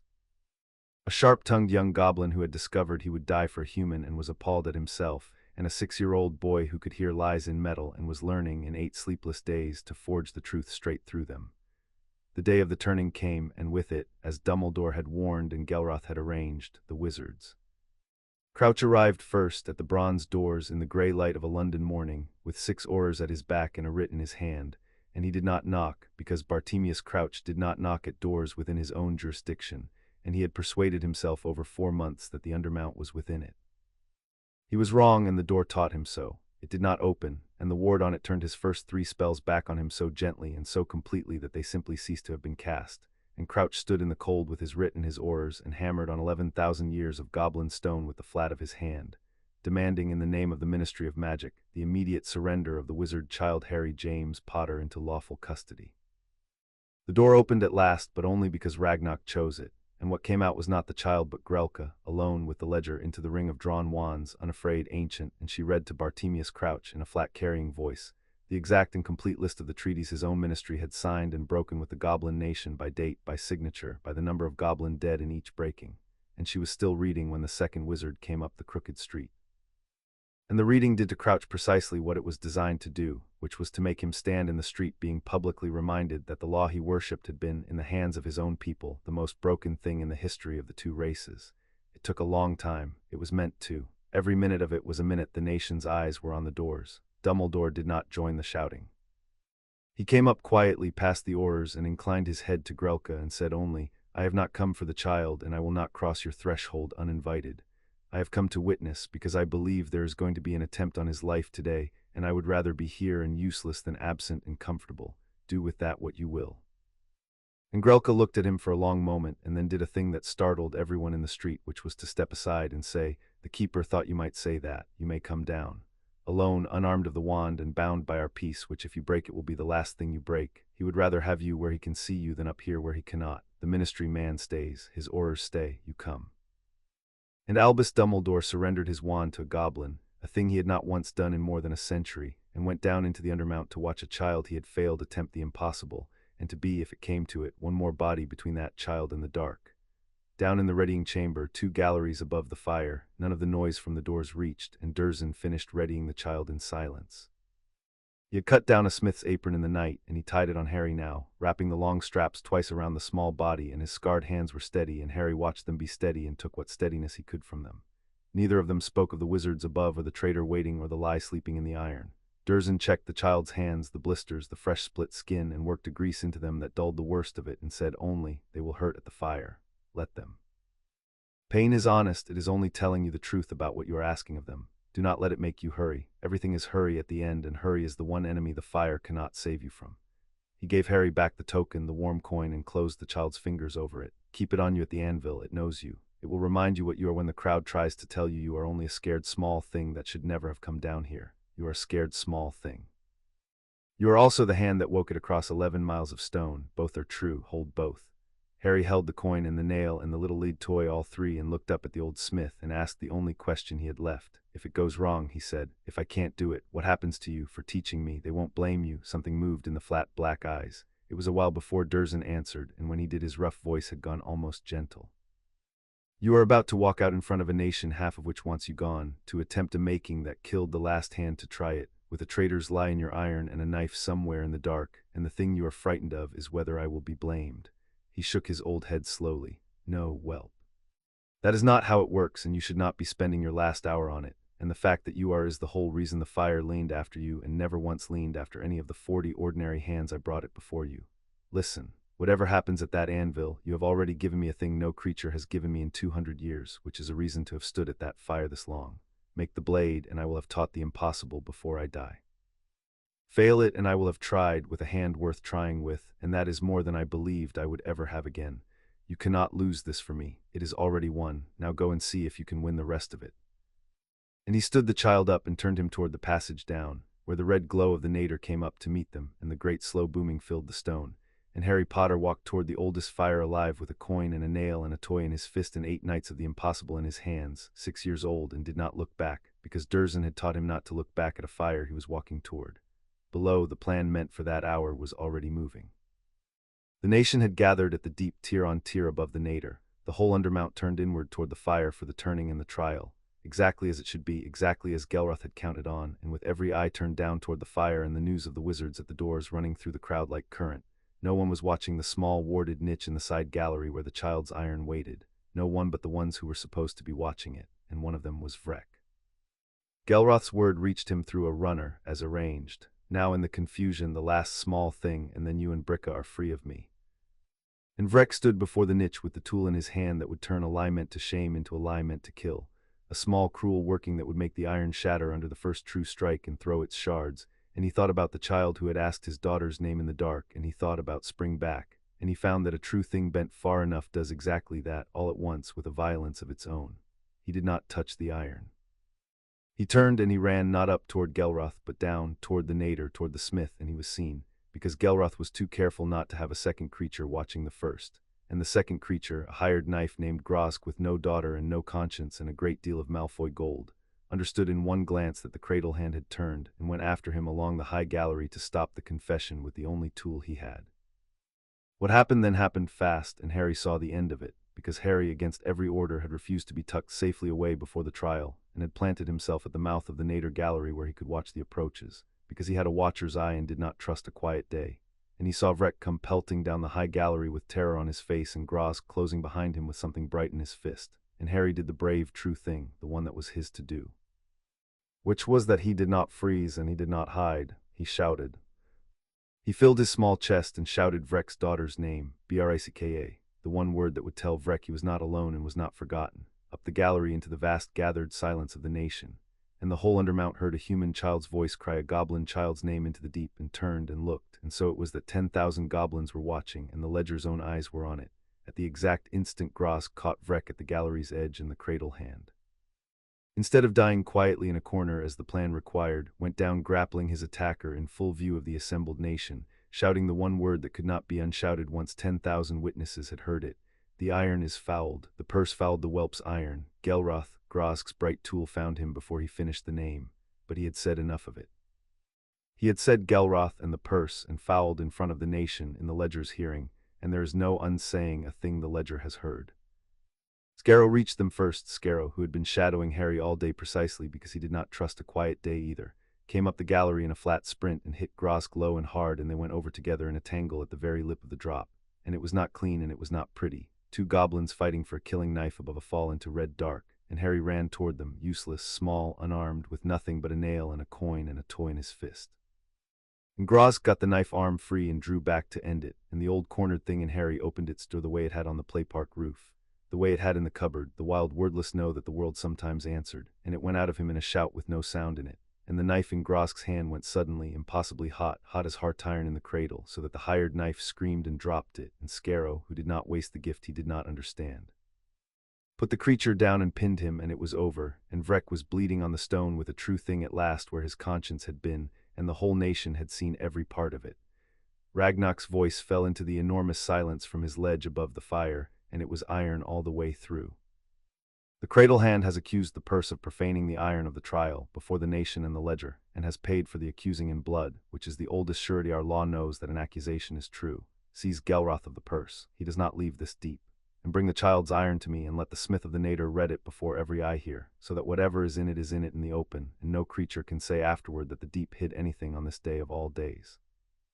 And they seized Gelroth, who did not run, because a creature like Gelroth does not run, but stood very straight in his rings with his mind already 3 moves down a road that had just run out of road, calculating still, because calculating was all he had ever had, and they brought the sealed iron down to the fire, and Durzen Coldhammer took it up before the assembled nation, and the surrendered wizard, and the bleeding cradle hand, and the seized traitor, and the small soot-faced human child. And he broke the ledger's seal, and he listened to the iron out loud, so that his reading of it carried, and he said into the deep, "There is a lie in it, old, deep, laid at the heart before the sealing by a hand that knew heart iron the way only a cradle hand or a smith knows it, laid so a true strike at the trial would wake it and the blade would fail, or worse. The cradle hand has told you who paid for the laying. I tell you only that he did not lie about the lie. It is here, I hear it, and any smith on these tiers may come down and hear it too." Several did. Old Bracca came down and listened, and his ruined face went white with a fury 200 years deep, and he straightened and said, "It is here. He has taught iron to lie. There is no forgiveness for it." And the word ran up the tiers, smith to smith, and became the nation's word. The word profaned ran up the tiers and did not come back down. Harry had seen the nation frightened, and the nation curious, and the nation divided, but he had not seen it like this, and he understood, standing small at the anvil with Vrek's blood drying on his hands, that he was watching something rarer than any of those, a nation ashamed, not of him, of one of its own. The gold-thread creatures who had looked through him for 4 months were looking now at Gelroth, held between 2 smiths, and the flat measuring cold had gone out of their faces and left something worse. The particular sick stillness of accountants discovering that a number they had trusted was cooked, and it was turning that stillness slowly into fury, and none of the fury was pointed at the human anymore. At the fire's edge Dumbledore stood wandless and gray and did not move, and Harry caught his eye once across the red light, and the old wizard did a small thing the child did not expect and never forgot. He inclined his head slightly, gravely, not as a headmaster to a child, but as one witness to another, and then he looked back at Gelroth with an expression that had nothing of triumph in it, and everything of an old man watching a thing he had warned about arrive on time. And Gelroth did not struggle and did not shout, and only watched the iron come down to the fire with the still attention of a creature who has built a machine and is waiting with a terrible professional interest to see whether it will do what he built it to do. He believed it would. That was the thing Harry read on him, clear as a false note. The traitor still believed his lie would win. He had not understood, even seized, that the child had spent 8 nights learning to make his weapon betray him. Thought he was watching his victory delayed. He was watching it inverted and did not know it, and Harry, who did, felt no gladness, only the cold, clean focus of a hand about to be asked to tell the truth. Ragnock let it run and then stilled it with a lifted hand. Then hear the keeper's judgment, for it must be given before we go further, or the day is poisoned. Gelroth of the Purse will answer to the nation for profaning the iron, and that answering will be terrible, and it will come, but not yet. The black eyes turned and found the child. Because there is a question still open on this floor that the traitor's crime has not closed, only sharpened. The iron is fouled. By our law and our mercy both, the child may withdraw. No creature here would name it cowardice. The trial was rigged against him, and a rigged trial is no trial, and he may go up into the light with his life and his honor whole, and the matter ended, and the fouler punished, and the token let go cold, and that would be justice of a kind. He paused, and the whole nation held its breath, because the old keeper had not offered the child a door for nothing. Or, the child may do the thing his master has spent 8 days and nights teaching him to do, which I have watched, and which I did not believe possible, and which I will not describe, because it must be seen to be believed and disbelieved to be understood. He may take the fouled iron before all of you and forge it true anyway, through the lie. And if he can, if a human child can take iron that a traitor taught to lie and make of it a blade that rings true to the heart in front of the whole nation, then he will not merely have passed the trial. He will have answered the profaning with the only answer that has ever silenced a lie, which is a greater truth, and he will have proven what no clean trial ever could, that the craft is not in the iron and not in the blood and not in the being a goblin or a human, but in the hand and the heart that will tell the truth to metal even when the metal has been taught to lie and the whole world is watching and there is a knife in the dark. Ragnock leaned forward on his throne of iron. The choice is the child's and no one else's, and it must be his own freely now, Harry Potter. You have heard both doors, which do you walk? And Harry Potter, 6 years old, soot on his face and Vreck's blood on his hands and a nail and a coin and a toy in his fist, looked up at the ancient keeper and looked at the fouled iron in his master's scarred hands, and looked at the traitor standing straight in his rings waiting to be proven right, and looked last at Durzen, who did not tell him what to do, who would never tell him what to do, who only met his eyes and let him choose. The way he had let him climb the second stair himself on the first night of everything, and Harry stepped forward onto the block of stone before the singing fire, and held out his small blistered hands for the iron that had been taught to lie, and said, so that the whole nation heard it, "Give it here. I want to tell it the truth." Chapter 6 and Chapter 7. The nation's first human smith Durzen set the fouled iron in the child's hands, and for a moment the two of them held it together over the bowl of the anvil, the oldest smith of the nation and the youngest, and the old smith bent close and said, for Harry alone under the roar of the fire, the last thing he would say before the hammer fell. "Everything I taught you was for this, and you did not know it, and neither, quite, did I slow. Steel remembers. You cannot strike the lie out, do not try. The moment you try to fight it you have started lying too, out of anger, and then there are 2 lies in the iron and no truth to hold them.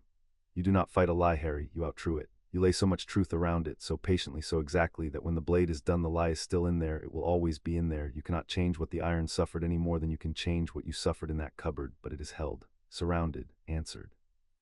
Made small by the size of the truth you built around it, until it is not the heart of the blade any more, only a scar the blade carries and is not ashamed of. That is Gruck's making. That is the making no one believed possible. A blade that is honest about the lie in it, and true anyway, and stronger for the truth than a clean blade ever was, because a clean blade has never been tested, and this one has survived the worst thing that can be done to iron and come out singing. He straightened. His scarred hand rested one moment on the child's soot-dark hair in front of the whole nation, and he did not take it away this time and let them all see it. Tell it the truth, whelp, all the way down, I will be here. Begin when the iron tells you, not when the crowd does. Begin. And he stepped back and left the child alone on the block before the fire, and the whole Undermount fell silent, tier upon tier, 10,000 goblins and 1 surrendered wizard and 1 ancient keeper.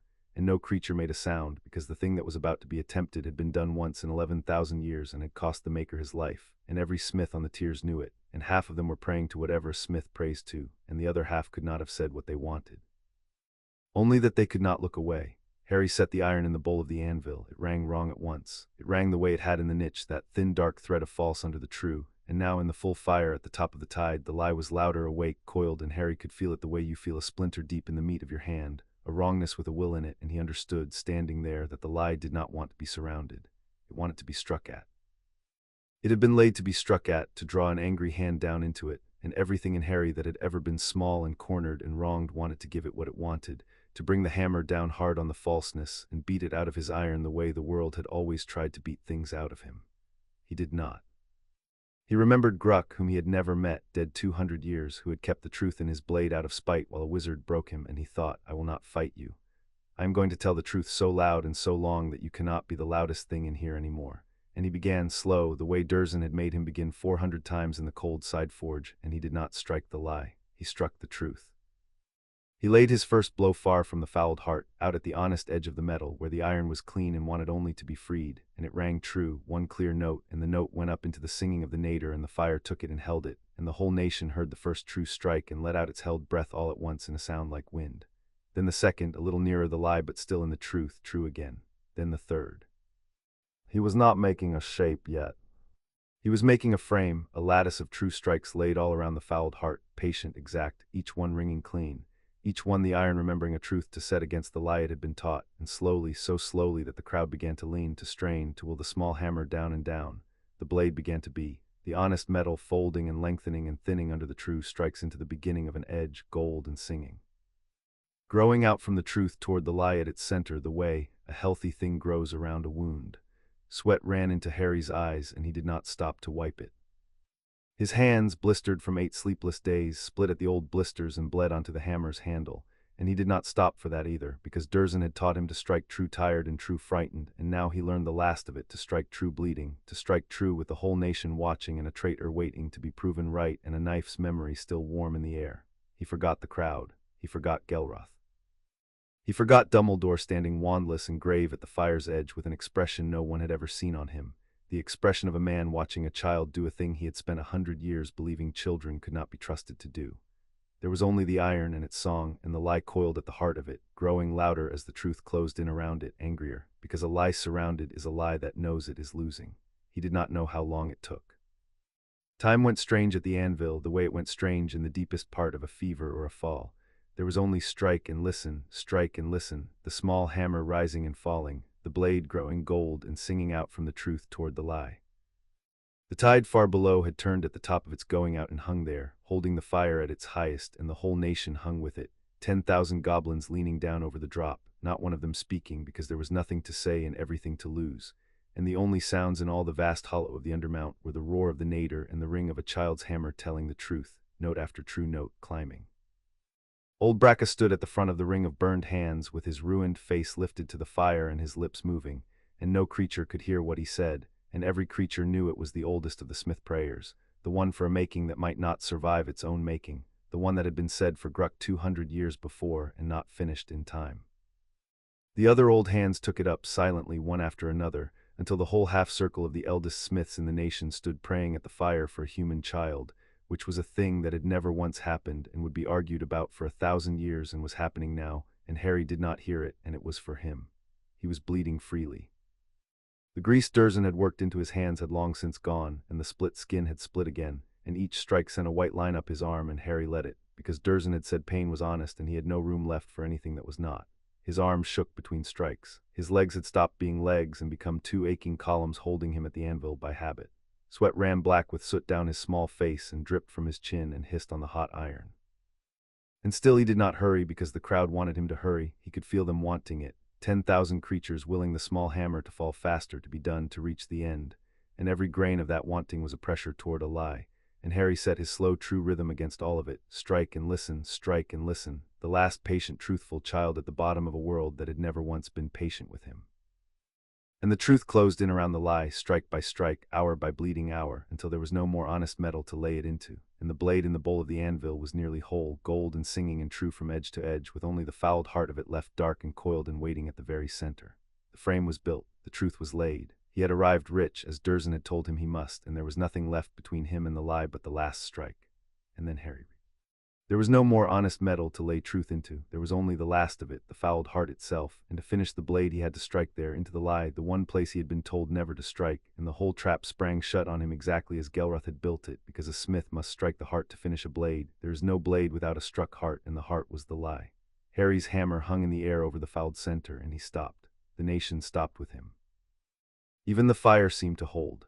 And in that held moment the child understood the last thing, the thing Dursleys had not been able to teach him because it could not be taught, only found at the anvil alone with everything at stake, that you cannot surround a lie completely. There's always a moment where you must meet it, strike it, put your truth against its falseness edge to edge, and that this was the moment Gruck had died in, the moment the lie had been waiting for, and that there were only two ways through it. You could strike the lie in anger to destroy it, and the lie would win, because an angry strike is a lie and adds itself to the falseness. Or you could strike the lie in truth, not to destroy it, to tell it the truth about itself, to bring the hammer down on the fouled heart not as an attack but as the last true word, the word that said, I know what you are, I know you were laid here to ruin me. I know a frightened creature bent you into this iron because a cruel one had a hand on his child. That is true, all of it, and I am not going to pretend it isn't, and I am not going to let it be the heart of what I make. You are part of my blade now. You are a scar my blade will carry, but you are not its heart. Its heart is the truth I have laid around you, and now I am going to fold you into that truth, gently, completely, and you are going to become the one flaw that proves the rest is real. Harry struck the lie in the true place. He did not strike it hard. He struck it exactly, the softest and most precise blow of his short life, the blow he had been 8 days and 4 months and 6 whole years learning to strike, and he struck it not to break it but to fold it in, and the hammer came down on the fouled heart of the iron with the whole truth of the child behind it, and the iron screamed. It was the sound of a lie meeting a truth larger than itself. It rang up through the nadir and shook the tears, and several goblins cried out, and for one endless instant the blade in the bowl of the anvil rang both notes at once, true and false, the way Gruck's cracked blade on the wall had rung for 200 years, the argument of the whole making balanced on a knife's edge over the drop into failure. And then the truth Harry had laid around the lie, strike upon patient strike, hour upon bleeding hour, closed the last fraction of the way. And folded the falseness into itself, and held it, surrounded, small, answered, a scar and not a wound, and the false note thinned and was swallowed, and the blade in the bowl of the anvil rang true. One note, clean, whole. True to the very heart, with the lie still in it and the truth larger, a blade forged from iron that had been taught to lie by the truest hand in the nation's history, 6 years old, bleeding, soot-black, swaying on a block of stone before the oldest fire alive, and the note it rang was not the ordinary true note of a good blade. It was Gruck's note, redeemed. It was the sound the cracked blade on the wall had been trying to make for 200 years and had never been allowed to finish. The true through the false, the honest scar, the argument come out true against the worst odds iron can be given. And every smith in the Undermount knew that sound the instant they heard it, knew it in the marrow, because they had all stood before the cracked blade at one time or another and grieved that it could not be finished. And now, impossibly, in the hands of a human child, it was finished. And it rang, and it did not stop ringing, and the fire took the note and lifted it, and the whole nadir sang it back. And the nation of the goblins, 10,000 strong, went to its feet in a silence that was louder than any roar, and wept, most of them without shame, because they had just heard a 200-year-old grief laid to rest by a 6-year-old who had never met the one who died of it. On the fire's edge, Albus Dumbledore closed his eyes and bowed his head, and for the space of one true note stopped, entirely calculating. And on his ledge above the flame, Ragnarok the Elder, keeper of the Undermount, looked down at the ringing blade and the bleeding child and the swallowed lie, and said into the singing silence in a voice gone strange and thick, "It is finished true. Let the ledger write that it is finished true, and let no creature ever again, on pain of the deep, say that it was not." And Grelka, 490 years old, who had not wept since before the child's grandfather's grandfather was born, wrote it down with a hand that shook, and did not try to hide that it shook, because some things should be recorded exactly as they happened. The blade condemned Gelroth more completely than any witness could have. Old Bracca said it because it needed a smith to say it, and Bracca was the eldest honest hand in the hall. He came down to the anvil while the true note still hung in the air, and he took up the finished blade, carefully, reverently, the way you lift a newborn or a relic, and he held it up to the tears, and he said in a voice that carried without effort, "Hear what this blade is, and understand what it proves, for the two are one thing. There is a lie in this steel. You all heard it wake, you heard it ring false, and you heard the child fold it true. That lie did not come from the fire, which cannot lie, and it did not come from the child's hand, which we have all now watched tell the truth to metal under conditions that would break a smith of 100 years. It was laid deep at the heart before the ceiling by a hand that knew the deep cradles as only a cradle hand knows them, and paid for by a purse that could reach a cradle hand and frighten him, and there is only one purse in this nation with that reach and that will, and its keeper stands there in his rings. The blade is the witness. The blade cannot be bribed or frightened or made to forget. It carries the lie in its heart forever, and the lie has a shape, and the shape is Gelroth's crime, worked into steel that will outlast the mountain. He did not merely scheme against a child. He taught Hartiron to lie, and the iron has told on him, and it will go on telling on him for 10,000 years. He lowered the blade. There is no deeper crime in our law. There is no forgiveness for it. I have said what I have to say. Gelroth did not defend himself because there was no defense, and he was too clever to spend his last dignity on a bad one. He He stood straight in his gold thread and looked at the blade that had unmade him and said only bitterly to Ragnar, "I did it for the wall. Everything I did for the wall. You will remember that when the second human comes and the 10th and the wizard with the wand at their back. I was right about the danger. I was only wrong about the child." And Ragnar looked at him for a long moment with something that was almost pity and entirely without mercy, and said, "You were right about the danger and wrong about everything that mattered, which is the epitaph of every traitor who ever loved a wall more than the creatures it was built to keep. Hear your judgment, Gelroth, for it is the heaviest the deep can give, and I give it gladly. You will not be killed. Killing is a mercy and a monument, and you have earned neither. You will be unmade from the record. Your name will be struck from the ledger, from the first page to the last, every deed and every debt and every day of your 400 years, until the nation's memory holds no Gelroth at all, until it is as though you were never born into the deep, never counted, never real, you who spent your whole life keeping the count. You wanted to protect the nation from being changed by one small hand. The nation will now protect itself from you by forgetting that your hand ever existed. Take him down. Let the striking out begin tonight, so that by the turning's end there is one fewer name in the world, and it is his."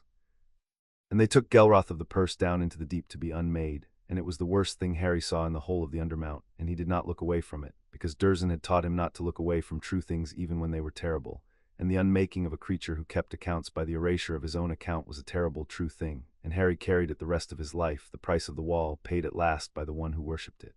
Vrek did not die. He came very near it on the stone of the high gallery, but the deep's healers were quick, and the cradle hand was tougher than his conscience had let him be for 4 months, and he lived. And when he could speak again, the first thing he asked was whether the whelp had done it, and when they told him the whelp had done it he wept, and the second thing he asked was for his daughter, and they brought Bricka to him. Freed now of every hold Gelroth had kept on her by the simple fact that Gelroth was being unmade and his threats unmade with him, and Vrek held his daughter and was, for a creature who had done a terrible thing and then sprung back from it in front of the nation, as near to forgiven as the deep allowed, which was nearer than he had dared hope. Ragnar ruled that his turning had bought his crime, that a creature who accuses the hand that bought him in the open at the cost of his blood has paid the only price the law respects, and Vrek kept his name in the ledger, and his place at the cradles, and his daughter, and he never in his life forgot who had asked her name in the dark instead of running.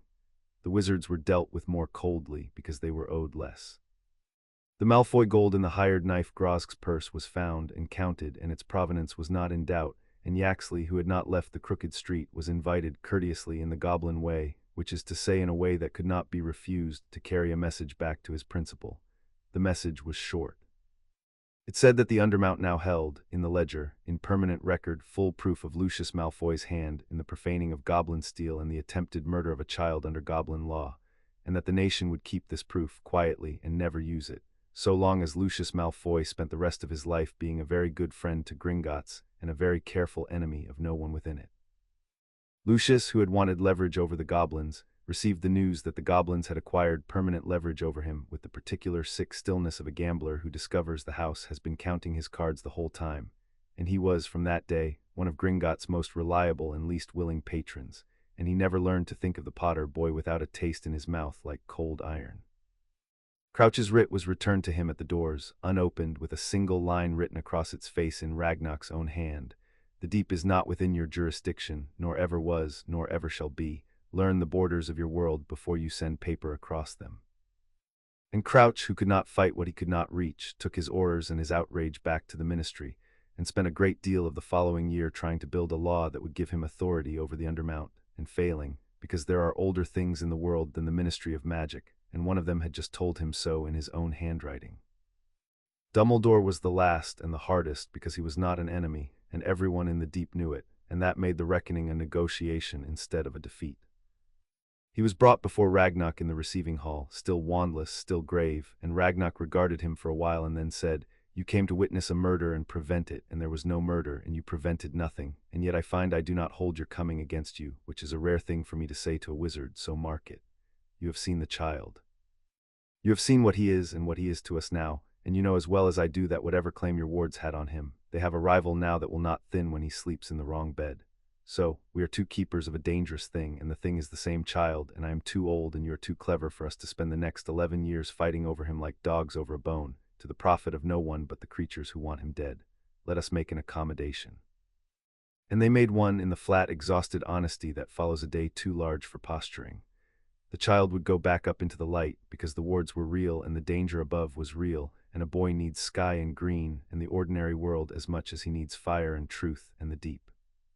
He would live where the blood protection could hold him in the house of his mother's sister, and Dumbledore would see, quietly, that it was made less of a cupboard and more of a home, because the deep now had eyes on that house too, and the deep's patience with the Dursleys was not a thing Vernon Dursley would enjoy testing. But the child was the nation's, by fire and by law and by the naming that was still to come, and he would come down into the Undermount when he chose and as often as he chose, and no ward and no ministry and no headmaster would stand between him and the fire that had suffered his hand. And when the day came, as both of them knew it would, that the world above turned dangerous for the child in the particular way it had been promising to turn dangerous since the night his parents died. The deep would be one more wall at his back, older and colder and less breakable than any Dumbledore could raise.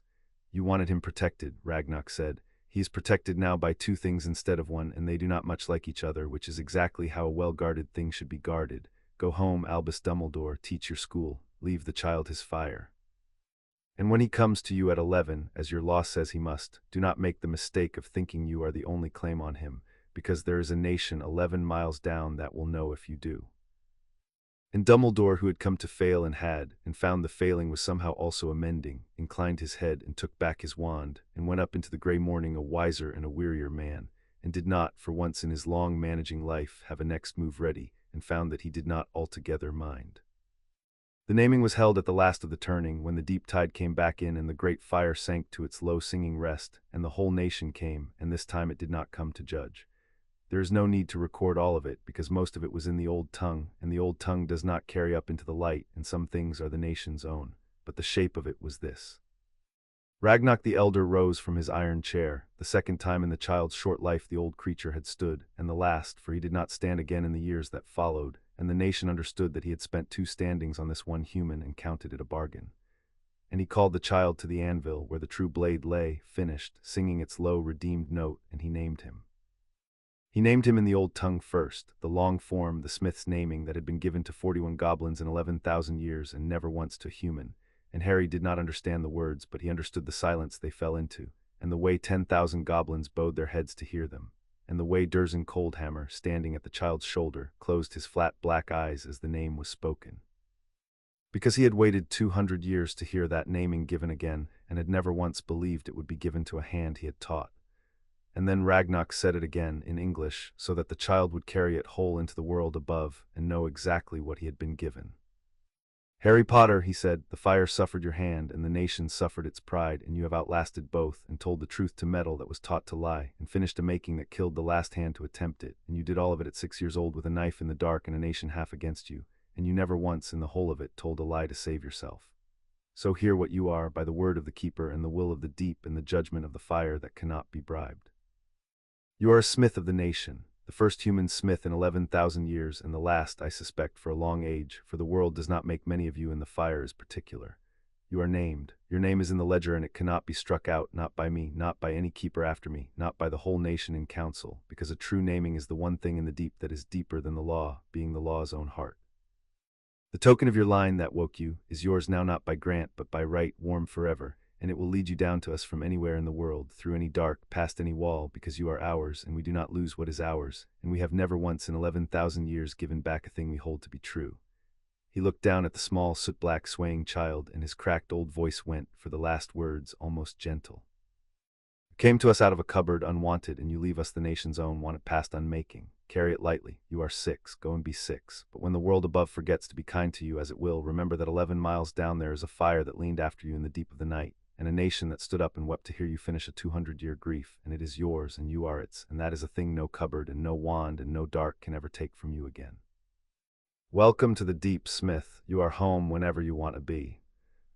And the nation lifted its voice, all of it, 10,000 strong, in the low true note of the turning, the song Harry had learned through the stone, and sang him his welcome. And Harry stood on the block of stone before the resting fire, with the finished blade singing at his side and his 3 treasures in his fist, and the whole nation singing his belonging, 6 years old, and he did not weep, and he did not need to.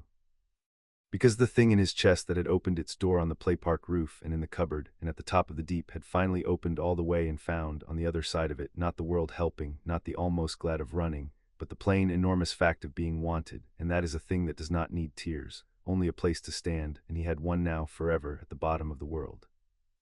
There was a moment after the naming and before the world above that belonged to no ceremony and was written in no book. Durzen took him on the last night down to the nadir alone, the two of them, and to the far wall, the shadowed wall, to the cracked blade of Gruck that Harry had been forbidden on his first day to go near.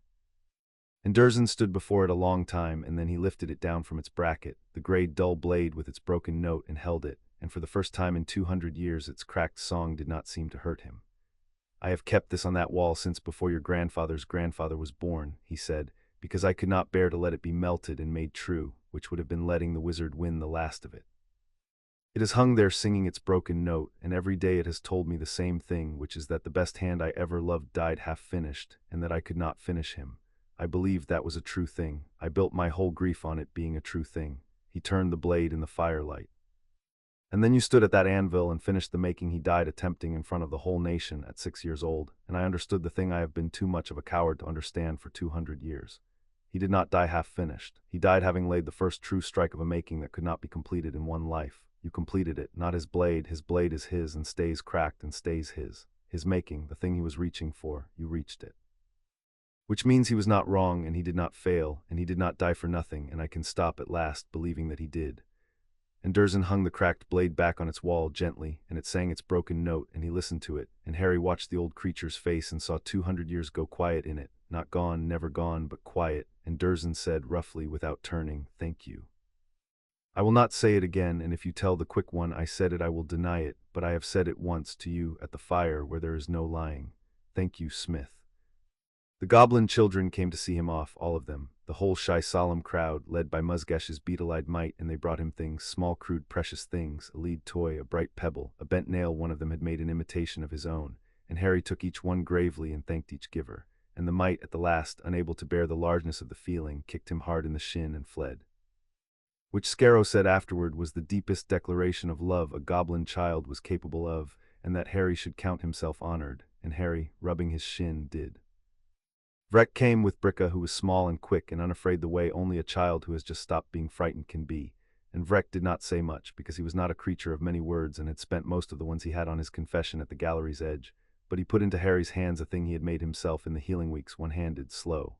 A small ring of true iron, sized for a child's finger, forged, he said gruffly, clean, no lie in it. "I wanted there to be one thing between us with no lie in it."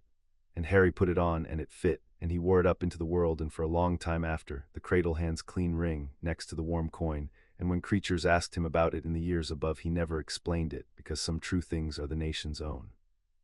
He stayed a week more, because Durzen would not let him go up until his hands had healed enough to be a child's hands again and not a wounded smith's, and because the nation, having decided he was theirs, found it did not quite know how to let him leave even for a season, and kept discovering reasons. Grelka came on the last day and did not congratulate him, because Grelka did not congratulate, but she showed him the page, his page, the true entry written whole in her own precise hand, the naming and the making and the finished blade, and she said, "It is written, it cannot be struck out. I have kept this book 490 years, and I have never once written a thing I was more certain would be read in 1,000 years than this. Carry it lightly." And she closed the book, and that was Grelka's blessing, the only kind she had, and it was enough. And the blade, his blade, the true through false blade, the redeemed making, the nation kept, because a smith's first great work belongs to the nation, but Ragnarok ruled that it would not go on velvet in the remembering hall with the others.